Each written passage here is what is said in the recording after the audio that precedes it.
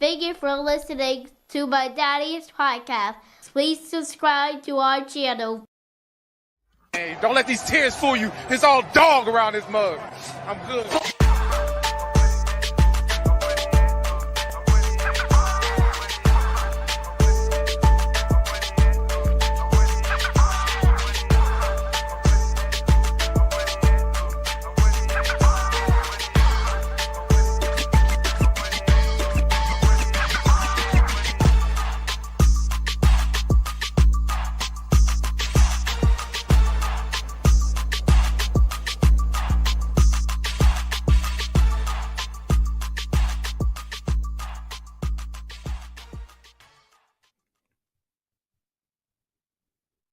Hey, what's going on, Who Dat Nation? What's going on, sports fans? It is yours truly, Timothy J. Jones, and welcome to another edition of State of the Saints podcast and the Gumbo Pot Sports Podcast right here on the Gumbo Pot Sports Podcast channel, as well as the State of the Saints.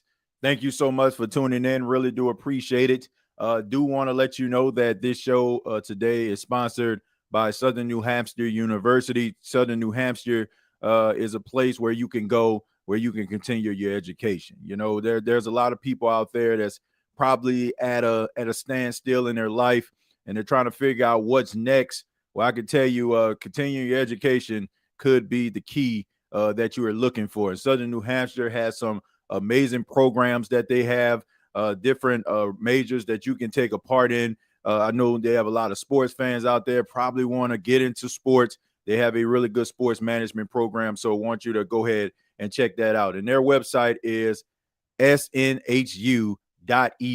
That's snhu.edu.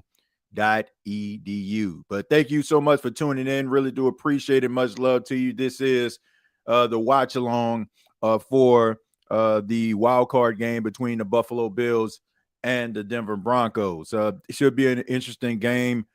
Two really good coaches, Sean Payton and Sean McDermott, two guys that know how to win some football games, know how to win division titles, and know how to shine in a big moment. Bo Nix, the rookie, coming in out of Oregon, he seems like he is the guy for the job in Denver, where he has a really tough matchup versus the Buffalo Bills team that has been standing on the doorsteps of success, Super Bowls over the last couple of years, and they're trying to find their way in. And you have the Denver Broncos, to me, who are kind of overachieving this year.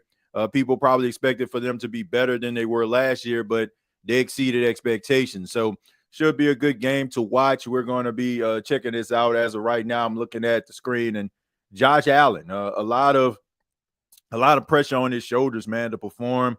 He is a top three candidate for the MVP of the league, and winning games like this of this magnitude could actually catapult you to the top, especially what we've seen from Lamar Jackson on Saturday night versus the Pittsburgh Steelers in that wild card game. But it's going to be fun, going to be exciting, and also we're going to be talking about different topics as well throughout the game. We're not just going to be just focusing in on the game itself. We will be watching it, but we're going to be talking about some of the news around the NFL. Mike Vrabel has been hired by the New England Patriots. You also, as Saints fans, we still, as of right now, don't know who the Saints are going to hire as their head coach. As we see that there's some names that are going to start to pop up, and maybe there's someone out there that name wasn't in the mentions, but could find himself on the outside looking in. I mean, we don't know. I mean, you have a couple franchises that are in the playoffs, and maybe they may be thinking about going in a different direction if things don't pan out. And we'll get into that a little bit later as well. But like I said, the game is about to start here. But let's just go ahead and talk a little bit about the first topic. But I do want to mention that this show is powered by BETUS. You can sign up today, get up to 150% on your first deposit, up to 125% on your second and third deposit, up to $2,000. All you have to do is use the promo code YouTube150.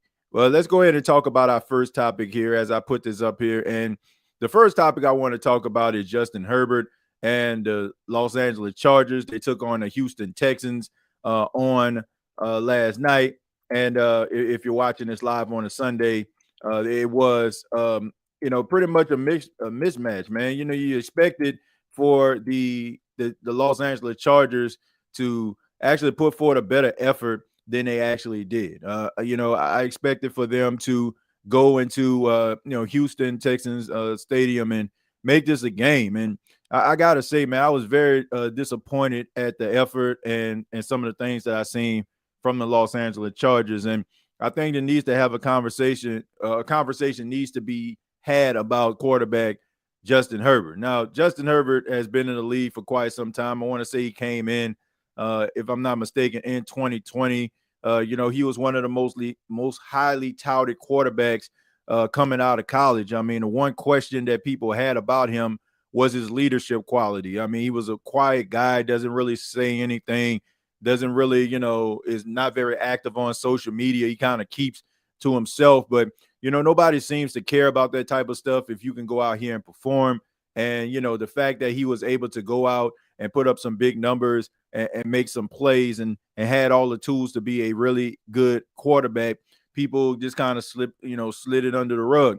He ends up getting drafted by the Chargers. A lot of people thought he was going to go to the Dolphins. He didn't. He goes to the Chargers, and, he puts up some really good numbers. He throws, really a lot of touchdowns, doesn't really throw a lot of interceptions, and people look at him as a top quarterback in the league. But I think that a conversation needs to be had about Justin Herbert because, looking at these stats from the last game, 14 to 32, 242 yards, 1 touchdown, 4 interceptions, that is not going to move the needle. And, I've been one of those people that have been on the Justin Herbert train. I feel like maybe if Justin Herbert can get some pieces around him, he can be one of the best quarterbacks in the league. But when I think about it, like you had really good talent on your team. I mean, you had Gerald Everett as your tight end. You had Keenan Allen as your wide receiver. You had Quentin Johnston in his rookie year. You had Austin Eckler, and you were able to, miss the playoffs. And then, this year you didn't really have too many wide receivers. I mean, Ladd McConkey, he went off, almost had 200 yards receiving in the game. But, that there are more excuses being made about Justin Herbert in this situation. I mean, you have a really good head coach in Jim Harbaugh. You got a really talented team. You got a really good defense. The defensive coordinator that they have over there, he put together a really good defense for him to play with. And Justin Herbert still can't get the job done. And me personally, I don't think anybody can make excuses for Justin Herbert anymore. It just seems to me that Justin Herbert is maybe the guy that he replaced, which is Phillip Rivers. Like Phillip Rivers was a quarterback that put up really good numbers. People respected him. He was a long stay with the Chargers for a long time, but he didn't win anything. He went to the playoffs, but he didn't win anything. He was mentioned as one of the top quarterbacks of the league, but he didn't win anything. And this is what I'm starting to feel about Justin Herbert. And I think that we need to maybe possibly stop having a conversation about Justin Herbert, putting him in a conversation with quarterbacks like Josh Allen, with quarterbacks like Lamar Jackson and Joe Burrow, because he honestly has not elevated his game to a point where he needs to be in that conversation. There are some passes and some throws that he can make in a game, and people will say like, wow. And I just think that the reputation that he has pretty much has people feeling like he is a top quarterback in the league. But when you go into Houston and you lose the way that you did, and I mean, you were turning the ball over quite a bit, it makes me believe and feel like maybe people have anointed you a little bit too early.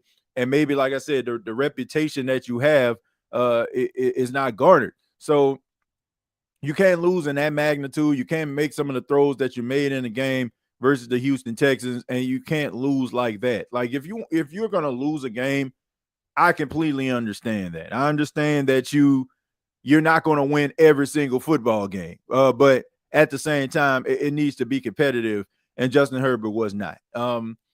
I think that it's not one of those situations where I feel like the Chargers are going to move on from him. But I do feel like if he does not win something of significance, maybe make a deep playoff run, maybe, go out there and be flirting with an MVP legitimately. I just think that he is going to be one of those just, guys that's just a franchise quarterback, but team not going to win nothing. That of like Andy Dalton or Tony Romo, guys that put up some numbers, look pretty formidable throughout the years, but didn't win anything. And I mentioned Phillip Rivers because that's the type of territory he's starting to fall into. Nobody ever said that Phillip Rivers is a bad quarterback. Nobody ever said that Phillip Rivers can't play, but Phillip Rivers never won anything. So maybe this is the territory that he is going to be in. But if he doesn't want to be in this territory, he's going to have to figure it out because right now he's not looking apart. Congratulations to the Houston Texans. It's been an up and down season for them. They lost two very significant receivers in Stephon Diggs and Tank Dell, but they were still able to, weather the storm. Joe Mixon, he started off a little bit rocky in that game, fumbling the football, putting the ball on the ground. CJ Stroud, that definitely wasn't his best outing, but they did what they needed to do. And credit to their defense, stepping up, making plays. Derek Stingley, the former LSU Tiger, all-pro this season, had 2 interceptions in a game, pretty much locked down and doing what he needed to do to help them win.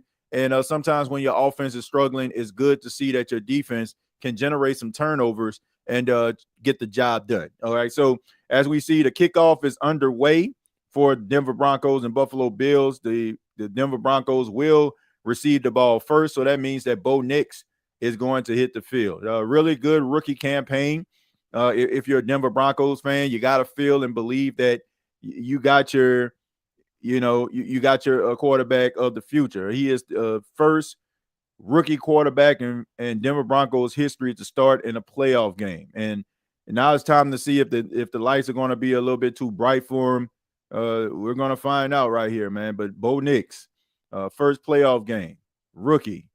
This is the moment that you create a legend for yourself. And if you can knock off the Buffalo Bills, that will be great. They hand the ball off, it looks like, to Williams. And Williams gets a few yards on the play. That's going to bring up second down. Sean Payton, I'm pretty sure all Saints fans are very familiar with Sean Payton. Know that Sean Payton likes to throw the ball all over the place. But, I think that Sean Payton has what it takes to help this team win this football game, man. Sean Payton is a very good playoff mind, very talented coach in his own right. I mean, some of us may not like him anymore, but because he left, but he's still a good coach nonetheless. All right, here's another handoff. This handoff is to McLaughlin. He goes absolutely nowhere. Good stop right there by the Buffalo Bills defense. And, when you look at, the Buffalo Bills, they always have a really good defense, stout, athletic linebackers right there, good penetration, get them down on the ground for a loss of yards. So Sean Payton is trying to start the game off running a football. And, that's something that we're not very accustomed to. We know that he likes to throw the football all over the place. So you're just trying to get his team settled in. This is a 3rd and 8. You got Bo Nix in a gun. He sends Williams in motion. Williams comes back. Look like there's a little bit of confusion right there. And it probably, to get the ball off, looked like he was going, and he throws it down the field. That pass is caught, and that is to Cortland Sutton for a first down. So looked like it was about to get a delay of game. Bo Nix ends up snapping the ball on time, gets it to his big physical receiver, Cortland Sutton, and they get the first down. So that's what you need right there, man. You want to try to make it easier for him, try to hand the ball off, set up 3rd and manageables, just like this play right here to Williams. He got about 7 yards on the play.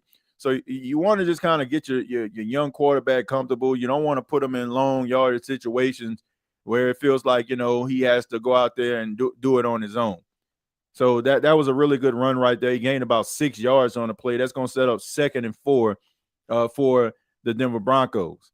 All right, Bo Nix is in the gun. He snaps the ball, and he throws the ball deep down the field to a wide open Mims. And Troy Franklin.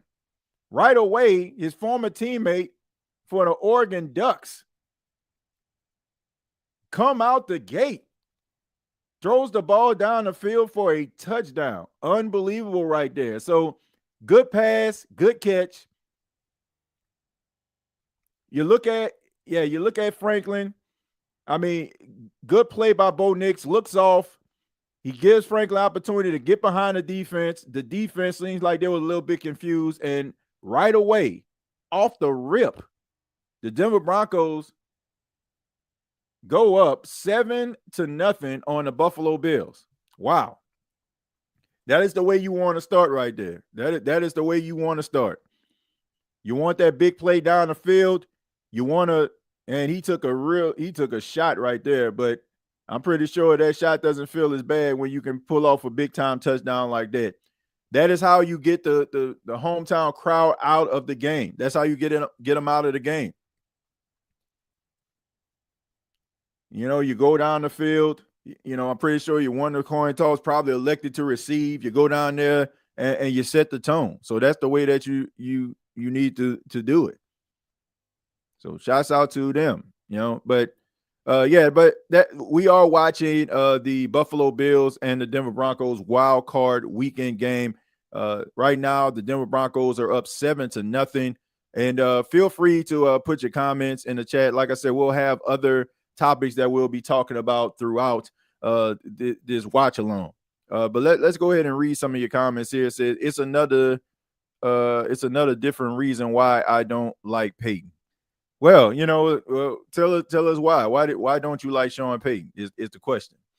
I believe the Buffalo Bills are soft. I don't think they soft, man. I think they're a physical football team. I just think that sometimes they come out a little bit flat. You know, I don't think that their play is very consistent sometimes, especially in some of these big time games. You got to be able to match the intensity. Now, no, this is what you want if you are the Denver Broncos. You want to go out there. You want to set the tone. You want to, you know, let them know that you're not going to be intimidated. You don't care about what their record is. And, you know, Sean Payton, I mean, he does have a relatively, if I'm not mistaken, I don't think he ever lost to the Buffalo Bills. I don't think he has. I don't think he ever, I don't think I ever remember the Saints losing to the Buffalo Bills. I mean, maybe I'm wrong, but let me take a look what Sean Payton's record is versus Buffalo. I mean, I know they haven't played, you know, when he was with the Saints, they didn't play him very much. But you know, I'm not sure what his record is. Let me see. All right, so yeah, he hasn't played them very often. So I think he's only 2. It says like he's only 2-0 against them. But I don't know. It seemed like he would play them quite. It seemed like he would play them quite a bit more than that. But I can't find anything right now. But I'm pretty sure he has a winning record versus the Buffalo Bills. Somebody can look. Let's see. 2021, we lost to the Bills. Was he the coach at the time? Well, yeah, I guess he was. Was he the coach at the time? Was he the head coach at the time when they played? And no, and I think well, maybe he was. Yeah, he was, because Sean Payton. Yeah, because Sean Payton Sean Payton was the coach, because Drew Brees was on commentary that game, and he only was on commentary for 1 year. Yeah, that was his last year. Yeah, you're right. Yeah, you're right about that. So that's the, you know, but he does have a winning record against them. So here we go, man. The Buffalo Bills, they get the ball. It's 1st and 10. Josh Allen in the gun. All right, they're sending a running back in motion. And he tries to pump fake. He throws it, and he throws it to a tight window. It looks like that pass is caught by Shakir right there. And I think that Shakir is going to be a really big factor in this game. You know, one thing that we know that sometimes like these defenses can struggle against a guy that's in the slot. He's a really good slot receiver. He's definitely one of the top in the league this season. So look for Josh Allen to look for Shakir quite often in this game. All right, so here we go. Here's the 1st and 10. Here's the handoff to Cooks. Cooks tried to get to the outside. He does, and he gets down the field and gets out of bounds with a 1st down. So you got 2 first downs, you know, on this drive right here. Yeah, get yourself settled in. You know, it's not 21-0. It's 7-0, right? So you got the Denver Broncos. They gave you a huge shot, kind of wobbled you a little bit, but still the fight is still going on. So you still have your game plan right in front of you. So here we go. 1st and 10 for the Buffalo Bills. All right. All right. So we got Josh Allen under center here. And he hands the ball off again to James Cook. And James Cook tries to get a few yards, and then the offensive line pushes him. So that's about 6-yard gain right there on that run. So setting up 7 yards, setting up a very manageable 2nd down. So that's what you want to do. You get the running game going. You get guys cheating up in the box. That sets up a play action, one-on-one action with some of these corners, all right? Even though, Patrick Surtain has played outstanding this season, Riley Moss has been a liability in coverage. So look for Josh Allen, try to pick on him. Quick pass off to Shakir on a wide receiver screen, and he gets the 1st down. So Shakir getting the ball in his hands quite often early in his game. Like I said, he's going to be a big-time player. And as we take a look at Joe Brady, Saints fans, we already know that Joe Brady is definitely on the list for the head coaching job for the New Orleans Saints. So a really good outing in this game could actually pay dividends for him. All right, so we got Josh Allen on the 1st and 10. He's in a gun. All right, we got Kincaid in motion. He throws it, and that is caught by Dalton Kincaid. So Dalton Kincaid gets a few yards on the play. So Josh Allen early trying to get the ball into the hands of the guys that really that are known for making these plays. Dalton Kincaid is definitely coming to his own in his 2nd season. Really did some amazing things his rookie year, but taking that step forward, man. Taking that step forward. All right, so we got Dawson Knox in motion here. And all right, sending Hollins in motion, and James Cook tried to make somebody miss, but that was good penetration right there by the Denver Broncos defense. So they're going to set up a 3rd down. Very third and manageable, 3rd and 2. But, you got to make sure that if this is the type of defense that you're going to play, you got to make sure that, you're able to get these stops. Maybe you can bend but not break. All right, so Josh Allen in the gun. Dawson Knox in motion. Johnson moving to his right. He hands the ball off to Johnson. Johnson tries to fight, and it looks like he got the 1st down on a 2nd effort. So they're going to say it's going to be 4th down. I don't know about that. You have to check the knee, and that was so it looks like they're going to go for it. Probably just going to go ahead and try to sneak it through. And Josh Allen using that big 6'5" frame, and it was a very easy decision, and they go for it. And that's going to set up a 1st down. So right now we got the Buffalo Bills in the red zone. Got them in the red zone. See, I think Peyton was the coach when we lost to the Bills. Yeah, I was at that game. Yeah, he was the coach because because Drew Brees was on commentary. All right, so Josh Allen on the 1st and 10 hands the ball off to James Cook. James Cook gets a few yards. So, I mean, everything's in front of you. I mean, you got a big battering ram type running back. You got a big battering ram type quarterback. So it's going to be tough, to try to stop these guys from getting into the end zone. Like, if they can stop the Buffalo Bills and keep them to 3 points on this drive, to me, that would be considered a win. That would be considered a win. Josh Allen on a 2nd and 7. He moves Dalton Kincaid, and he's in the backfield by himself. There we go. So Josh Allen looking, tries to get around there, fights, and he throws it, and is just behind Dawson Knox. And that's going to set up a 3rd and 7. Had him, but just couldn't connect with him, man. Threw the ball behind him. Dawson Knox tried to reach behind him, just couldn't grab it. So we see Josh Allen, he escapes the pocket. And, to be honest with you,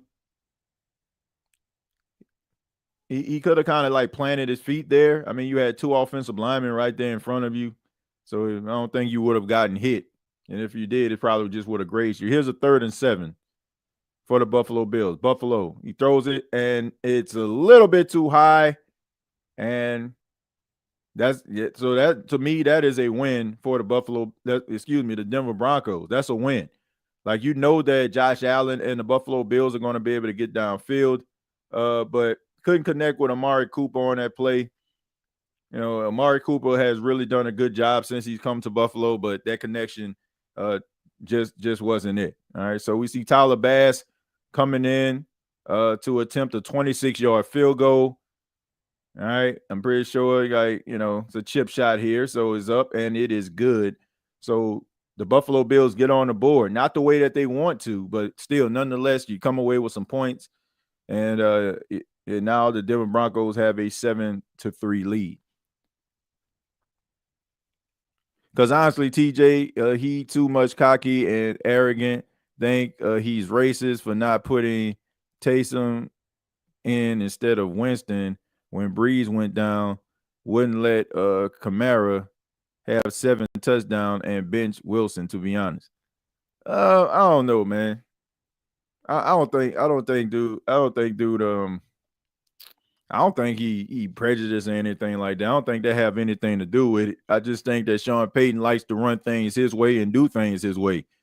And sometimes he does things that as Saints fans we like, and then there are other times where he does things that make us scratch our head, you know. But I don't think nothing. I don't think that of him. I think that Sean Payton wants to win. I really feel like it didn't matter, you know, what a quarterback looked like or what a player looked like. I just think that he wanted to win.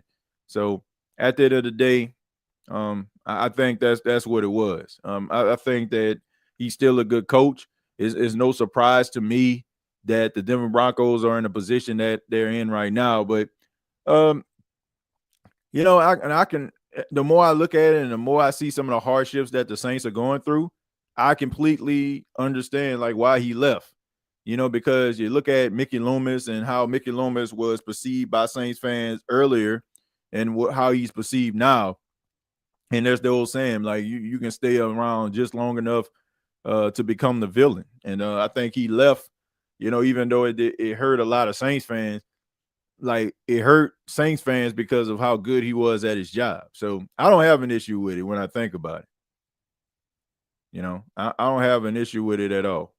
But let's go ahead. We'll move on to the next topic as we're on commercial break. Let's talk a little bit about Mike Tomlin. Mike Tomlin, of course, we know that the Pittsburgh Steelers end up losing yet another playoff game. If I'm not mistaken, it's about 8 or 9 playoffs games in a row that Mike Tomlin has lost. Mike Tomlin is being criticized right now. He's being criticized because the Pittsburgh Steelers aren't winning in the postseason. And matter of fact, they're getting blown out in the postseason. They talk about for the 5th consecutive time they look like they're unprepared. And now people are wondering to themselves, like, is Mike Tomlin losing his fastball? Should Mike Tomlin be fired by the Pittsburgh Steelers? And should he move on? Like, you know, he never had a losing record, but he gets to the playoffs and he just doesn't look the part. I just don't understand what world we live in where you have a coach like Mike Tomlin who has never lost or had a losing season, I should say. And we're sitting up here criticizing the guy for what he does in the playoffs. It's one of those topics and one of those debates that I feel like people need to have. Like, what would you rather have? Would you rather have a coach that doesn't win nothing, but you're always in contention, or would you just want to be a franchise that's winning 4 and 5 games? Sometimes you might make the playoffs, sometimes you won't, but still, when you go to the playoffs, you still don't get the results you want. So my question is, like, what do you want? Like, what do you want to do? Like, that's my question. Like, what do you want to do? Me personally, if the Pittsburgh Steelers were to get rid of Mike Tomlin, I would want to welcome him with open arms. Like, if the Saints like still looking for a head coach and Mike Tomlin end up becoming a head coach of the Saints, I would love it. At least you know for a fact that your team is going to be in contention. At least you know that your team can make it to the postseason. You can't win if you ain't in it. It's just that plain and simple. You cannot win if you're not in the postseason. So as far as I'm concerned, like, I would love to have Mike Tomlin as a coach. I just think this is one of those situations that you have a spoiled fan base. And I can speak from personal experience when it comes to having a spoiled fan base, because it wasn't a time that went by, even including myself, we would talk about, Drew Brees not being able to throw the ball past 20 yards. We would talk about, some of the things that were limited with Drew Brees and also with Sean Payton during the time where the Saints had their little hardships. But now if you look at this team right now, they're in shambles.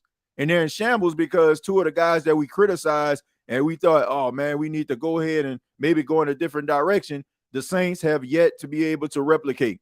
And I just think that when the Pittsburgh Steelers think, okay, we let go of Mike Tomlin, and then you hire somebody else and you're not winning as consistent or you're not as relevant as you once were, then they're going to find out like that good coaches don't always grow on trees. And people are trying to like compare him to Jeff Fisher. Like, compare him to Jeff Fisher is laughable. Like, Mike Tomlin has been to the Super Bowl twice. There's one he won and the other one he lost. And, so people say, oh, he went to the Super Bowl with coward players. But a couple of years later, he went there with his own culture and his own way. So as far as I'm concerned, like, I don't understand why people want to run a coach out of town that has won as consistently as he has had prosperity the way that he has. But it's one of those situations, once again, it's going to be that people are going to have to learn the hard way. They said a hard head makes a soft behind. I'm telling you, this is one of those situations where the Pittsburgh Steelers fans are like, they are prisoners of their own success. Like, they're drunk by their own success. Like, they feel like, oh, anybody can do what Mike Tomlin is doing. And that's just not the case. And if you don't believe me, let him go and see if you can find somebody that's going to be able to check all the boxes. And heck, maybe you will. Maybe you'll find a guy that can get you where you need to be. But for a man to be a head coach as long as he has, 15 plus years as a head coach and never had a losing season, that is incredible in its own right. And I just think that people are looking at it the wrong way. Like, you can't go to the Super Bowl if you're not in the playoffs. So people are like, oh, well, I made it to the playoffs. My job is done. Look, I would take going to the playoffs and trying to win a championship over looking like how the New Orleans Saints have looked any day of the week. Seriously. Do you think, like, at this point, okay, people talk about Todd Bowles leaving a lot to be desired, right? Todd Bowles, like, you don't think Todd Bowles and the Tampa Bay Buccaneers, you think they care that the fact that, their team in the playoffs and there's a chance that more than likely they won't go all the way to the end? No. They feel as long as they are a contender, they got a chance. So to me, as long as you got a chance, as long as you got an opportunity, why the heck not? Why the heck are we talking about this guy? Mike Tomlin is one of the most successful head coaches of this generation, and people just need to put some respect on his name. All right, so let's go ahead and move on. You got Bo Nix out here trying to scramble on a 3rd and 6. And, so you got the tackle to bring up a 4th down. So they were able to get the Denver Broncos off the field on 3rd down. So that was a good play by the Buffalo Bills defense. I mean, he had a moment, but, give credit to Milano right there. I mean, he ran halfway across the field. Ran halfway across the field to make that tackle. So that's going to bring up a 4th and 5 and the Denver Broncos are going to punt. All right, let me read some of your comments, man. Read some of y'all comments. See, if Sean can get a Super Bowl win for New Orleans, he got to be a good coach. Yeah, I mean, Sean Payton is a great coach. Like, he's a great coach, man. People getting mad and stuff like that because he left, but Sean Payton is a great coach. Like, there's a reason why you mad. You mad that the team looking like the way that they are because he left. You're not saying, oh, I know we tried, but, man, I wouldn't take Sean Payton back ever. Like, we're not saying that. We're mad because he left. we can agree and disagree, but at least I'm being honest with you.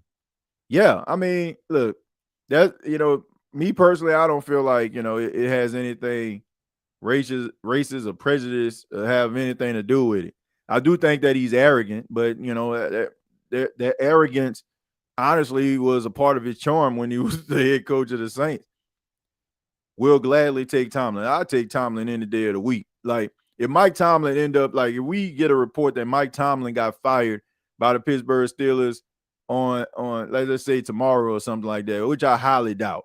But if they were to fire him, like, man, bro, y'all just need to go ahead and close up like the whole head coaching search. Like, just go ahead and get a man a call and try to do everything you can to try to bring him in.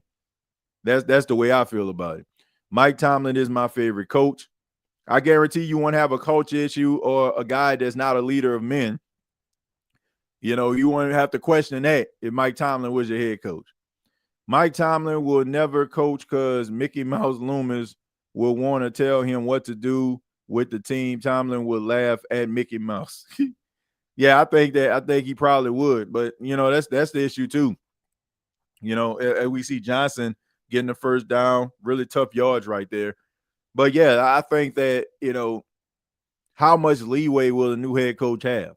How instrumental would Mickey Loomis want to be in electing certain people, to his staff? So, people talk about that, about, having a general manager already on staff that's pretty much made out of Teflon and how that can affect the organization.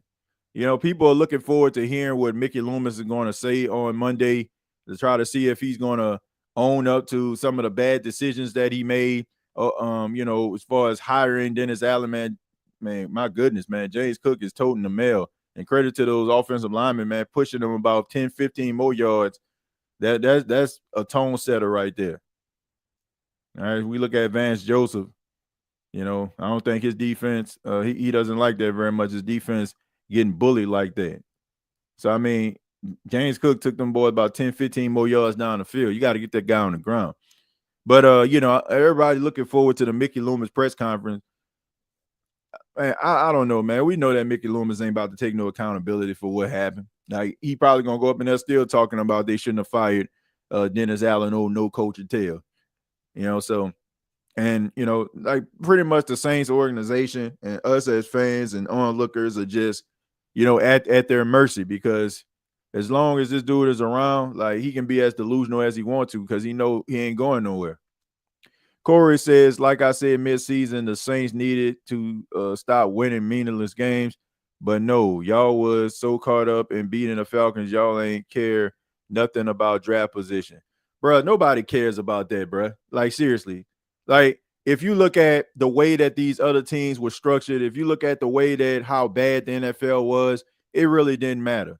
So who are you actually getting? Like, think about this. With the 9th pick in the draft, who are you just sitting up there just like, man, if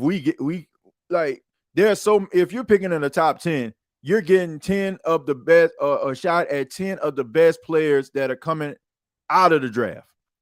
So who are you looking at? Like, first off, there's not I'm just saying this. If you're talking about a quarterback, there's not a quarterback in this draft that I look at that's going to change your misfortunes. Like, who are you fit? Like, it's not one of those situations where, I don't know, back in the day when Andrew Luck was coming out of Stanford, Peyton Manning coming out of Tennessee, like some of these other quarterbacks, Jaden Daniels or something. This is the bottom of the barrel draft. So who are we sitting up here losing and tanking for? So if we're talking about winning again, like, you're not saying anything that's prophetic, dude. You know what I'm saying? Like, oh man, well, look, if we would have lost to get who? You don't think that you can get Mason Graham or Michael Williams or Malachi Starks or Will Campbell with the 9th pick in the draft? You can, dude. You can. So this isn't like, oh man, the Saints have missed out. And then on top of that, here's the reality. You don't know what's going to happen until it actually happens. All this prognosticating and all these draft mocks and all that kind of stuff, they can tell you, oh man, this guy's going to be the next this, the next that. Until they hit the field, you don't know if you made a mistake or not. Hindsight is 20/20.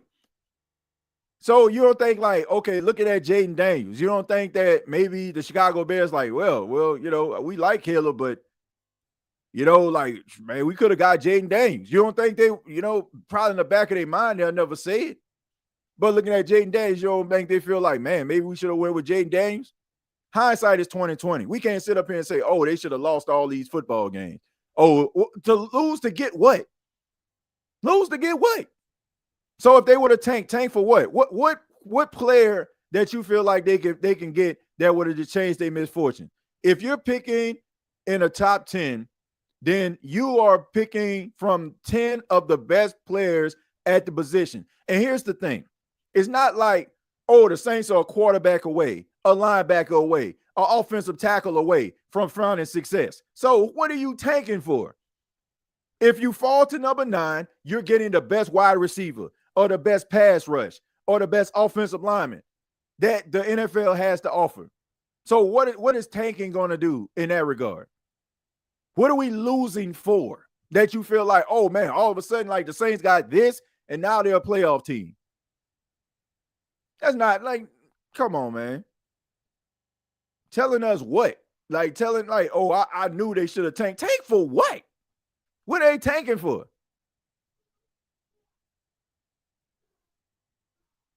Like all these other, like it'll be one thing if this was a traditional year where you had teams that was winning 7 games and 6 games. You had so many different teams that were winning 3 and 4 games this season, bro. And like I said, the Saints aren't a player away from finding success. So what would tanking actually do for the New Orleans Saints? Get the best player at one position when they need about 7 or 8 at every other position.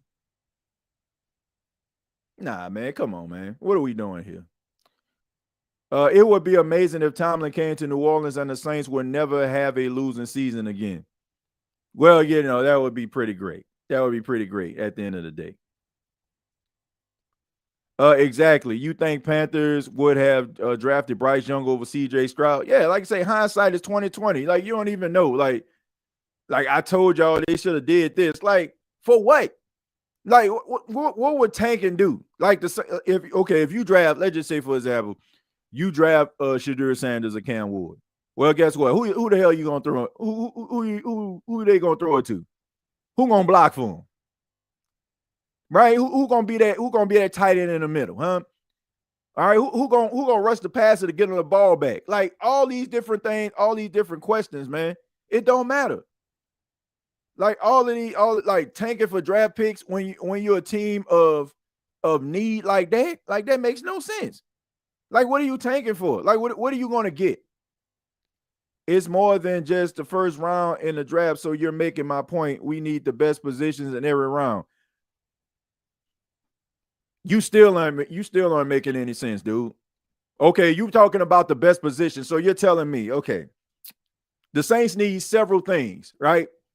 The Saints need several things. So let's just say at the 9th pick, these other guys like pass rush, offensive line, the best get picked. There stands McMillan out of Arizona. You're telling me that won't be a home run pick? Let's just say, all the pass rush, the Malachi Starks, the Williams, the Duke Carters are going. You're telling me that Will Campbell can't help your offensive line? So what are we actually doing here? Like, seriously, what will actually, like, you talk about the best they have to offer, you still are going to get the best that they have to offer in the second round. You're picking the first couple players, the first top 40 players in the entire draft. So you're still going to get really, really, really good players with the 9th pick. The first overall pick, that's not what's that going to do? How's that going to help you? How's it going to help you?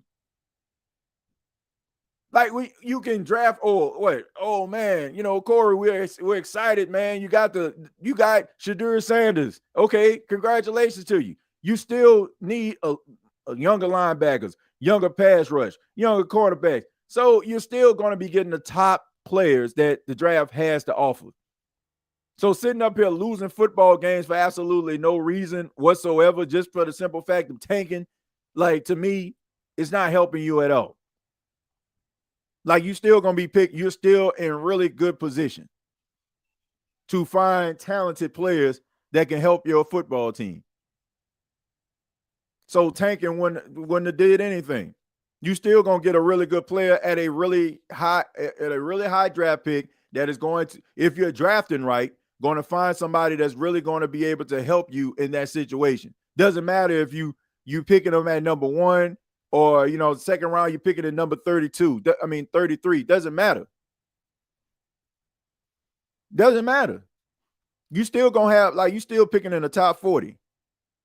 So I'm not that tanking this season makes absolutely no sense. It doesn't. Okay, you ain't playing for nothing. Okay, that's fine, right? But the Saints have so many needs, man. It doesn't really matter if you tank or not. As a matter of fact, those statements just made my point. You saying that it takes just the first round in the draft, so you're making my point.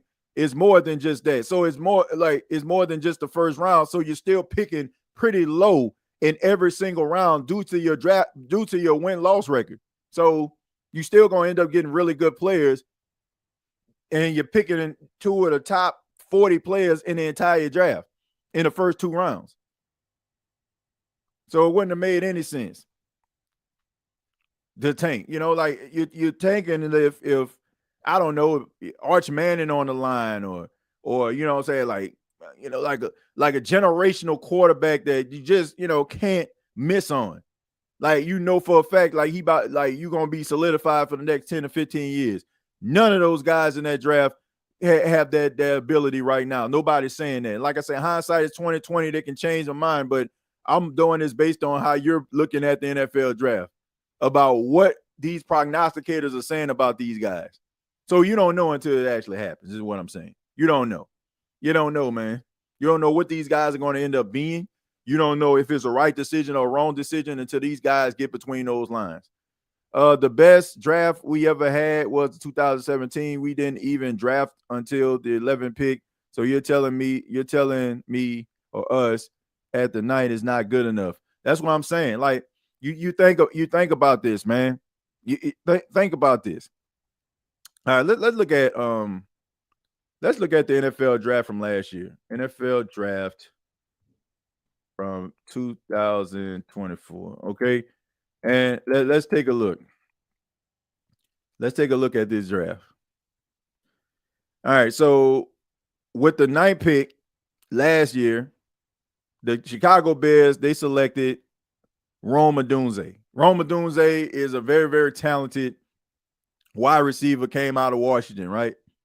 All right. So Rome Odunze. Let's see. 1, 2, 3, 4, 5, 6, 7, 8, 9. So with the 41st pick, you know what I'm saying, in the draft. All right. The New Orleans Saints selected Kool-Aid McKinstry. All right. So, and before that, the 40th pick. So, the 40th pick, the Philadelphia Eagles selected Cooper DeJean. Isn't Cooper DeJean a really talented player, number 40? Hold on, let me pull up the Saints. I want to make sure that I'm doing this right. Hold on. Saints NFL draft pick. Let's take a look at it. Because I want people to understand what I'm getting at. All right, let's see. Saints 2025 draft pick for 2025. So let's see what the Saints working with here. I want to make sure I get all eight picks. Just bear with me.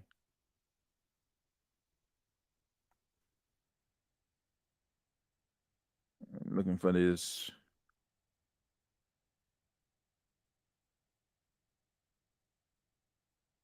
All right, so they 5-12. That gives them the 9th pick in the draft. I'm trying to get all of their draft picks.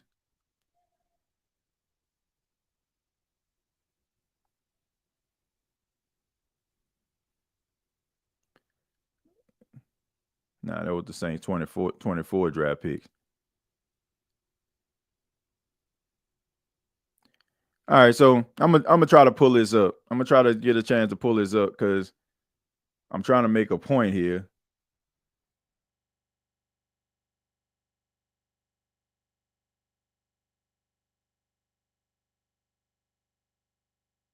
All right, so Saints 2025 draft order.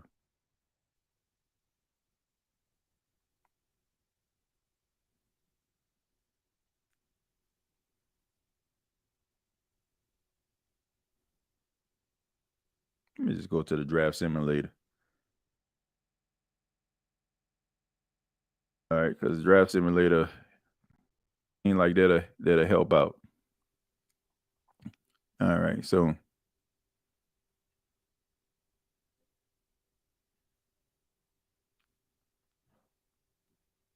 let's roll with the Saints and 7 rounds. All right, so let's go ahead into the draft.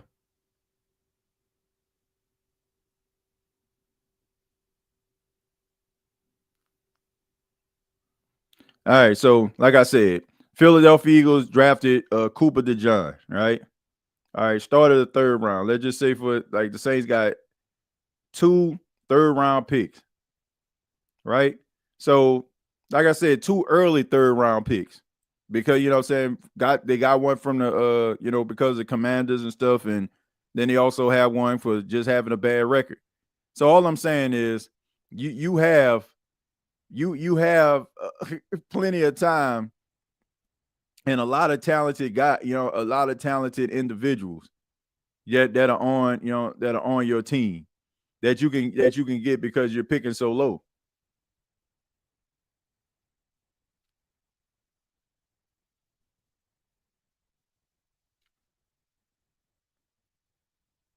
So my whole point is like the ninth pick in the draft is a really good position to be in.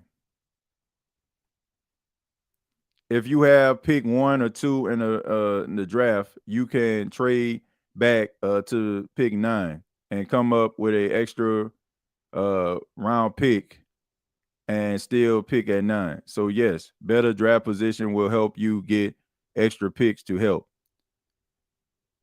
Okay, so so if you have pick 1 or 2 in the draft, you can trade back to pick 9. Okay, so you're saying that they can get 2 first-round draft picks to get number 9, right? So because they pick, the first pick in the draft and the second pick in the draft, they can use that for leverage to be able to move up to 9. So what you're saying is, it seemed like to me like now what you're trying to do is just try to win an argument. You're saying that they should use the first and the second round pick in order for them to move up to 9. So now you're looking at it from a leverage play. So you're telling me that you want to tank for a first round pick to use it as a trade. So so you're basically just doing all this to try to stockpile draft picks. So it's not you're upset at the fact that they tanking to get the first or the second round pick to help their team. Now you're basically saying, oh, just use these 2 draft picks to move up to 9. What are we doing, man? What are we doing? Okay, are we moving up you're saying to move up to try to make the team better? Who's to say that the 9th pick in the draft won't be able to make the team better?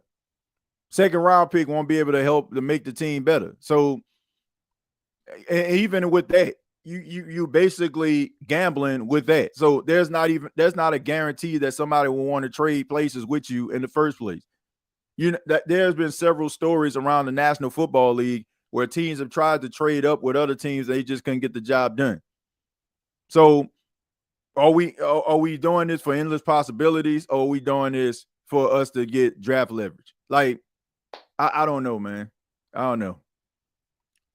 If you're telling me that the thing about it is none of these guys are going to change your misfortunes. It's just not going to happen. It's just not going to happen. Not going to none like you need so much help at other positions. You need so much help at other positions, man. So no, I don't feel like tanking would help you at all because, like I said, at the end of the day, you got so many other needs.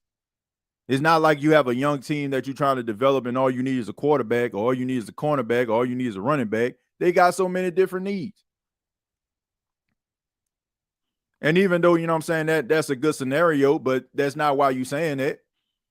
You're saying it because you want the best player possible. But when that, you know what I'm saying, but when that doesn't work, now we have endless possibilities about draft picks. Like, come on, man. All I'm saying is you're sitting really good right now. You're sitting really good, and there's a lot of players that you can actually choose from and select with the draft picks that you actually have. Like, there's no need for you to sit up here and be trying to do the things that you're doing. And honestly, looking at the same draft, like they've been horrible. You know what I'm saying? So you basically getting these first round draft picks for what? You know what I'm saying? Like, to me, like the culture need to be like, you need to come through with a solid draft right here. Don't try to overexert yourself at all. Try to just pick exactly where you at and try to make sure that you get the best players. The lucky thing about all this is that the New Orleans Saints, well, you know, the New Orleans Saints, they pretty much got something very, very easy, you know, for them to actually deal with. Like, just go with the best player available. You know, just go with the best player available.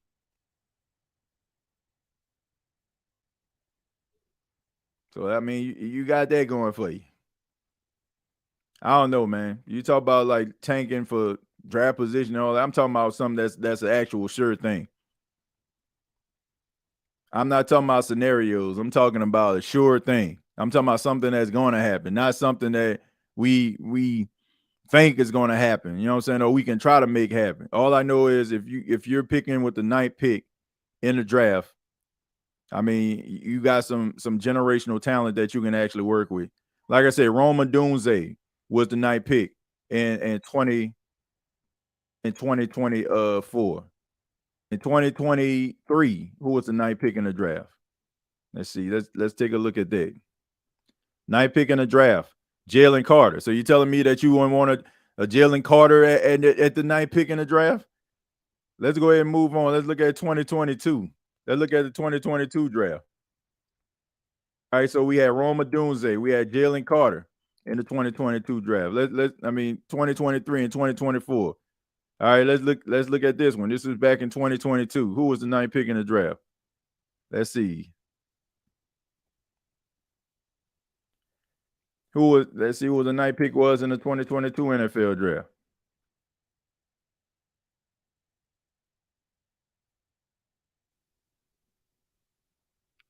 Charles Cross. All right, the left tackle. Him and Abraham Lucas, two of the best young offensive linemen in the league. Like I said, you got yourself the ninth pick in the draft. You good, man.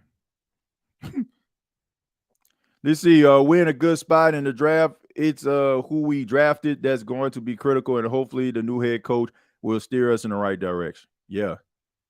Sean with the trickery. Let's see. I try to trade back out of that ninth pick to stockpile since we have so many holes to fill. Unless there's a killer left. Nah, you pick at number 9, man. You pick at number 9. This is what I'm telling y'all. Like, these customs that were like, bruh, the Saints are not good. Like, you do this type of stuff, like, or they just say, oh, my team was a playoff contender, but due to certain unforeseeable circumstances, this is the reason why we won in the playoffs. Nah, bruh. You pick with the number 9 pick. You pick that player. The Saints, to me, can't afford to be jumping back. They need a generational talent to wherever position to come in, that to set the tone. They need to pick that. 3rd and 7, Bo Nix throws the ball, and it is incomplete. And that pass was intended for Cortland Sutton. All right, and Bo Nix takes a shot right there. So there's a 4th and 7 right here. What would Sean Payton do in this situation? All right, Von Miller just comes off. Just comes off the edge right there. He still tries to put the ball up, Cortland Sutton, to try to make a play, but a little bit too far. DeMar Hamlin, so they will punt the football here. So there you go. Classic showing, man. I miss that dude. Same. Let's see. Patrick Surtain was 9th in 2021, if I'm not mistaken. Yeah, I mean, like I said, bro. I ain't about to sit up here like y'all looking at the Saints like they playoff contenders. They are not. I'm picking a generational talent at number 9. I'm trying to move up to the top 5 if I'm trying to, you know what I'm saying, trying to get better. Because that's where the Saints at. Like we gotta look at the Saints for what they actually are, man. You know, like, you know, I'm just trying to look at it for what it is. Please don't say I said you can't get a good pick at number 9, Tom Brady winning the 6th round, but we all know draft position matters. Really not debatable. Draft position, yeah, it matters where you actually draft it. But dude, man, dude, everything you trying to do, all you trying to do is trying to win an argument. You're gonna take Tom Brady, who is an outlier. Now give me another 199th pick in the draft that did what Tom Brady did. I'll wait. See, this is the type of individual that just trying to win an argument. Like what you're saying doesn't make any sense whatsoever. When I close the door on one of your arguments, then you want to move the goalpost talking about trade value. Now all of a sudden, like we're going to talk about Tom Brady. Like, come on, dude. Come on, man. If you want to come at me, you better make sure you know what you're talking about. Because I can talk about outside of Saints football and draft positioning. The Saints are not a good football team, my dude. The Saints are not a good football team. What you're talking about is trying to make it seem like this is a good football team. They are not, dude. The Saints needs too many things. Like if we're talking about, oh, I'm at the 9th pick, but I got my quarterback, I got my running back, I got my wide receivers. It was just a down year. Maybe our quarterback tore his ACL out for the season. Boom. Maybe my number 1 wide receiver, he went out and we couldn't find somebody. Boom. Then we talking about that. But this is a team that is not very good, that is on the downward spiral. So please, pretty please, show me a team that was on a downward spiral that's looking like, okay, man, let's just go ahead and try to, if they're trying to trade up, they're trying to trade up for a generational talent. Bryce Young at the time, people were talking about his generational arm. That's the reason why the Carolina Panthers tried to move up to try to get him, to try to acquire him, because they felt like, oh, all we need right now is a quarterback. The Saints ain't like that. The Saints got so many different needs on his football team. So why are we sitting up here just talking about this, man? Like, come on, man. Like, I'm not going to sit up here and go back and forth with you, bro. You ain't about to, like, seriously, dude. You know? I ain't about to sit up here and talk about you. This is the type of person that tries to go and, you know, watch every episode, but then try to attack every take that I make. And if you want to try to sit on here and try to debate this, at least talk about some stuff that actually makes some sense. Like, don't talk to me about no Tom Brady. Like, Tom Brady is an outlier. You know what I'm saying? Like, find me another 199th pick in the draft that did what Tom Brady did. Bad teams, they don't try to stockpile draft picks, or you know what I'm saying? Like, if they're bad, like if you add a night, like if you try to stockpile draft picks, if let's just say, for example, you're like at 15 or something like that and you're struggling, okay, try to move up then. If you're sitting at number 9, why would you try to move out of the top 10? Why would, you know what I'm saying? Like, why would you try to move out the top 10? And if you picking number 2 in the draft with somewhere that you never, ever really picked, guess what? Like, okay, your organization has been stable enough in order for you to be not to have to pick in that draft. So you know you're not going to do it again. So why would you sit up here and do that? That doesn't make any sense, man. I'm not about to go back and forth with this, man. I'm not. Like, we just trying to win an argument here. I'm not doing that. If I close the door on one side, here we go with something else. Oh, what about this scenario? What about that scenario? Okay. If the Saints could get T-Mac, that's a generational talent I think the Saints need. There are a lot of good defensive tackles and edge rushers in the draft. In my opinion, dude is 6'5", a generational big body wide receiver. Yeah, that's what, like, stuff like that. Like, you're getting generational talent, or a higher probability of getting generational talent in the top 10. And if you don't have, like, it's not like one of those situations where Lawrence Taylor is coming out or Reggie White coming out or TJ Watt coming out or something like that. And even with TJ Watt, like, he was a late round draft pick. All I'm saying is, man, let's just go ahead and pick at number 9 and do our due diligence and just do that. It is what it is, man. I'm not doing this. TJ, question: do you think Gail Benson is distraction for the team? No, she is not. I don't feel like she's a distraction. I don't feel like I think that she kind of plays the background, and I think that's one of the reasons why Saints fans have been kind of on her case. That's what I'm saying. Like, that's the reason why. Like, I think that she hasn't been very vocal. I think that she hasn't been very. I don't think that she's been very vocal about her thoughts and views. So I think it was a pleasant surprise. It was a pleasant surprise that people seeing her step out and try to intervene when the whole situation happened with Dennis Allen. All right, so we got a little dump pass right here. That's off to Curtis Samuels. And that's on a second down right there. So that's going to bring up third down. Well, 2nd and 4, excuse me.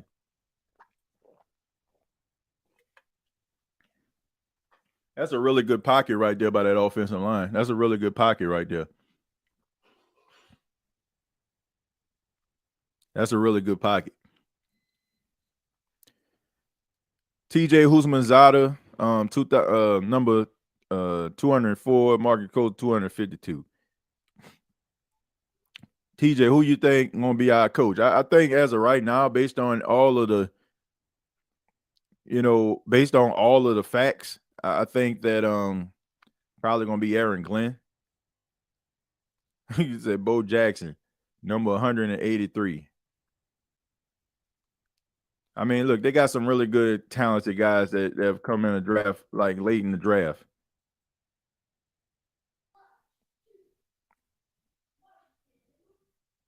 And what Bo Jackson are we talking about here? Are we talking? I know what you're talking about. We ain't talking about the Bo Jackson, right? We're not talking about the Bo Jackson, right? What if Aaron Glenn picks Jets? Then what? Well, I think probably gonna be Joe Brady.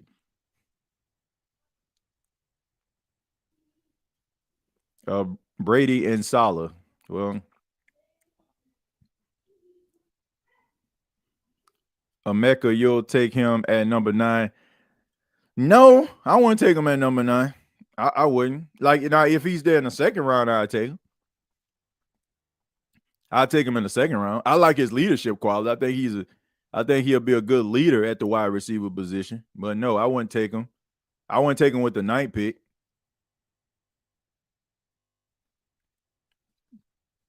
Like, I think he has like a first round talent, but just not, like the talent like McMillan has. Chantel, thank you very much for $10. Says Saints have to get it right or they will be at the bottom again next year. Carolina Panthers are going to be dangerous in 2025. Don't underestimate Bryce. Yeah, I think we all go into the season, Chantel, and thank you very much for the $10 again. I think we all go into the season like kind of realizing that the Saints might be dead last in the NFC South due to the fact of some of the issues. Like if they don't, then they definitely have overachieved. But we know that this is going to get ugly before it gets beautiful, man. I want Abdul Carter, though, TJ. Yeah, I think Abdul Carter definitely is a generational talent, but I just think that, I don't think he's going to be there at 9. I don't think he's going to be there at 9 when you pick. He'll go to the Steelers or the Chargers. We talking about Abdul Carter now. If we talking about Abdul Carter, Dalton, I don't know exactly what you're talking about. But if you are talking about Abdul Carter, then he's gonna be going way before that. Thoughts on TJ Warren, tight end out of Penn State at 9? I think that TJ Warren is talented. I mean, any tight end that comes out of Iowa, you definitely got to take a look at him. You think about Noah Fant, you think about George Kittle, like guys like that have been instrumental in passing games throughout the years. But and also Sam Laporta, if I'm not mistaken. Yeah, Sam Laporta as well. So if you're a tight end out of Iowa, you definitely deserve to take a look. But I mean, I'm not objective to that. The Saints just have so many different needs, so it doesn't really matter. Just pick the best one. I think we need to take O-line rounds 1 + 3 and D-line +2 + 4. Yeah, I do, man. But man, you need to get that big body receiver. You need that pass rush, that guy that's gonna give you those double-digit sacks that you can build your defense around. Like I said, there's no right or wrong answer to this.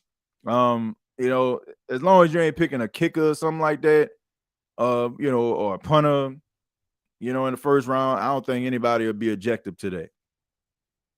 And if we talking about Warren, okay. No, there's another tight end out of Iowa that I'm thinking about. But yeah, TJ Warren out of Penn State. Yeah.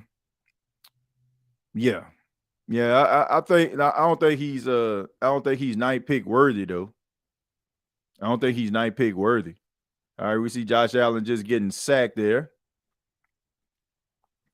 When Tomlin leaves Pittsburgh, never know he can coach the Panthers. Saints really in trouble. Nah, I think Dave Canales is the right guy for the job. My biggest concern would be like, okay, what if Tampa ended up firing Ty Bowles or something?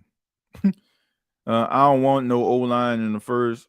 Tired of that. Well, look, you could be tired of it though, but if they need it, then I'm all for it.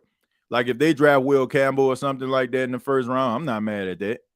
I'm not mad at it at all. At least you know your offensive line gonna be straight for the next 4 to 5 years. You got Will Campbell on one side and Tallahassee Fuaga on the other side, which you probably can flip Tallahassee back to the right tackle side and flip Will Campbell to the left side. Now you got yourself something.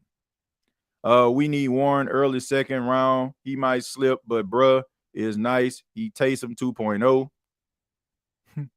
Let's see. How is Carolina listed at third in the division, but they have the highest draft pick than us? That I didn't understand that either.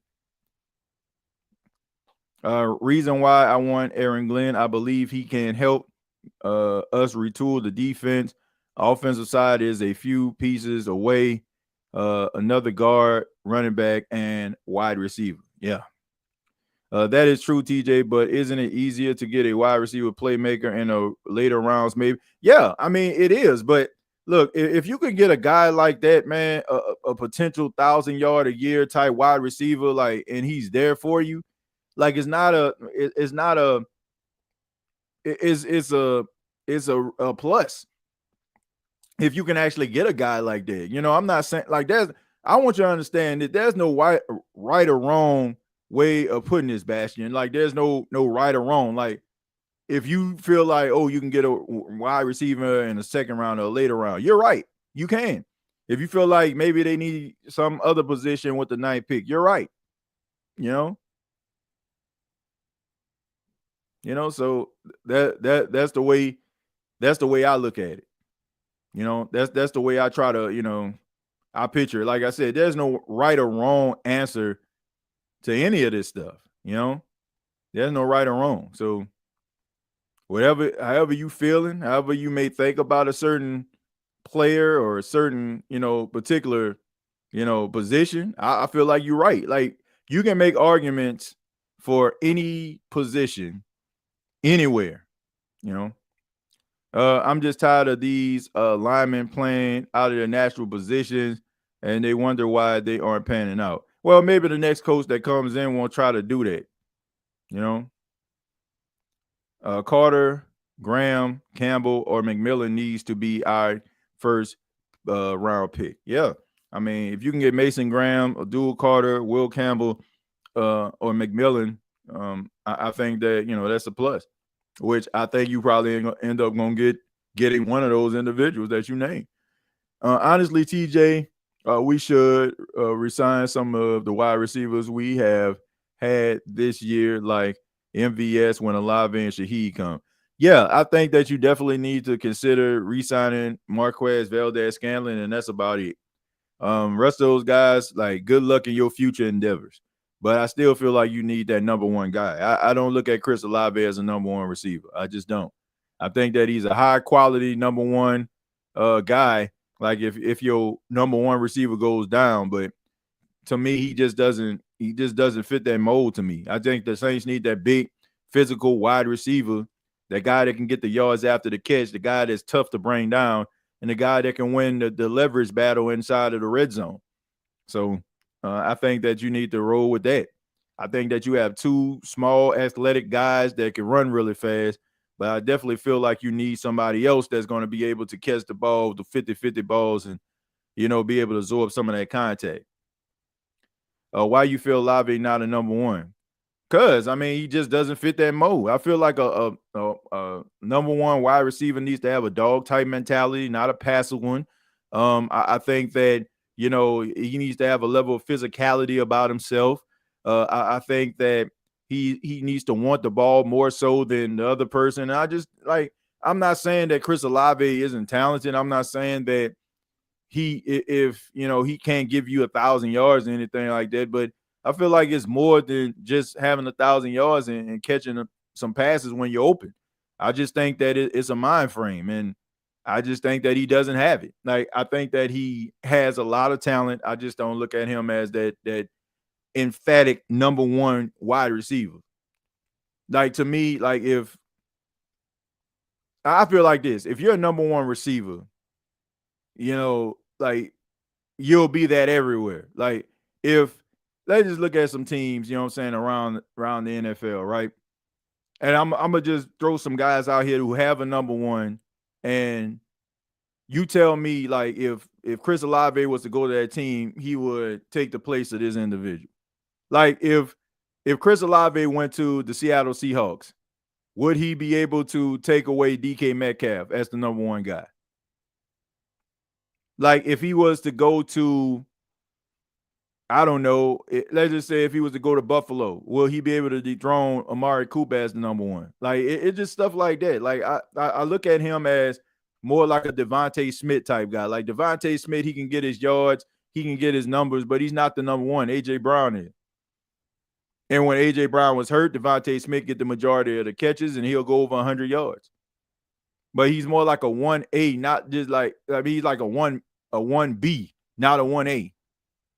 That's all I'm saying. Like, he's not terrible, he's not bad. Like, he can catch, he can do all these different things, but I just don't look at him as that clear-cut number one receiver. I agree, Saints need a number one wide receiver.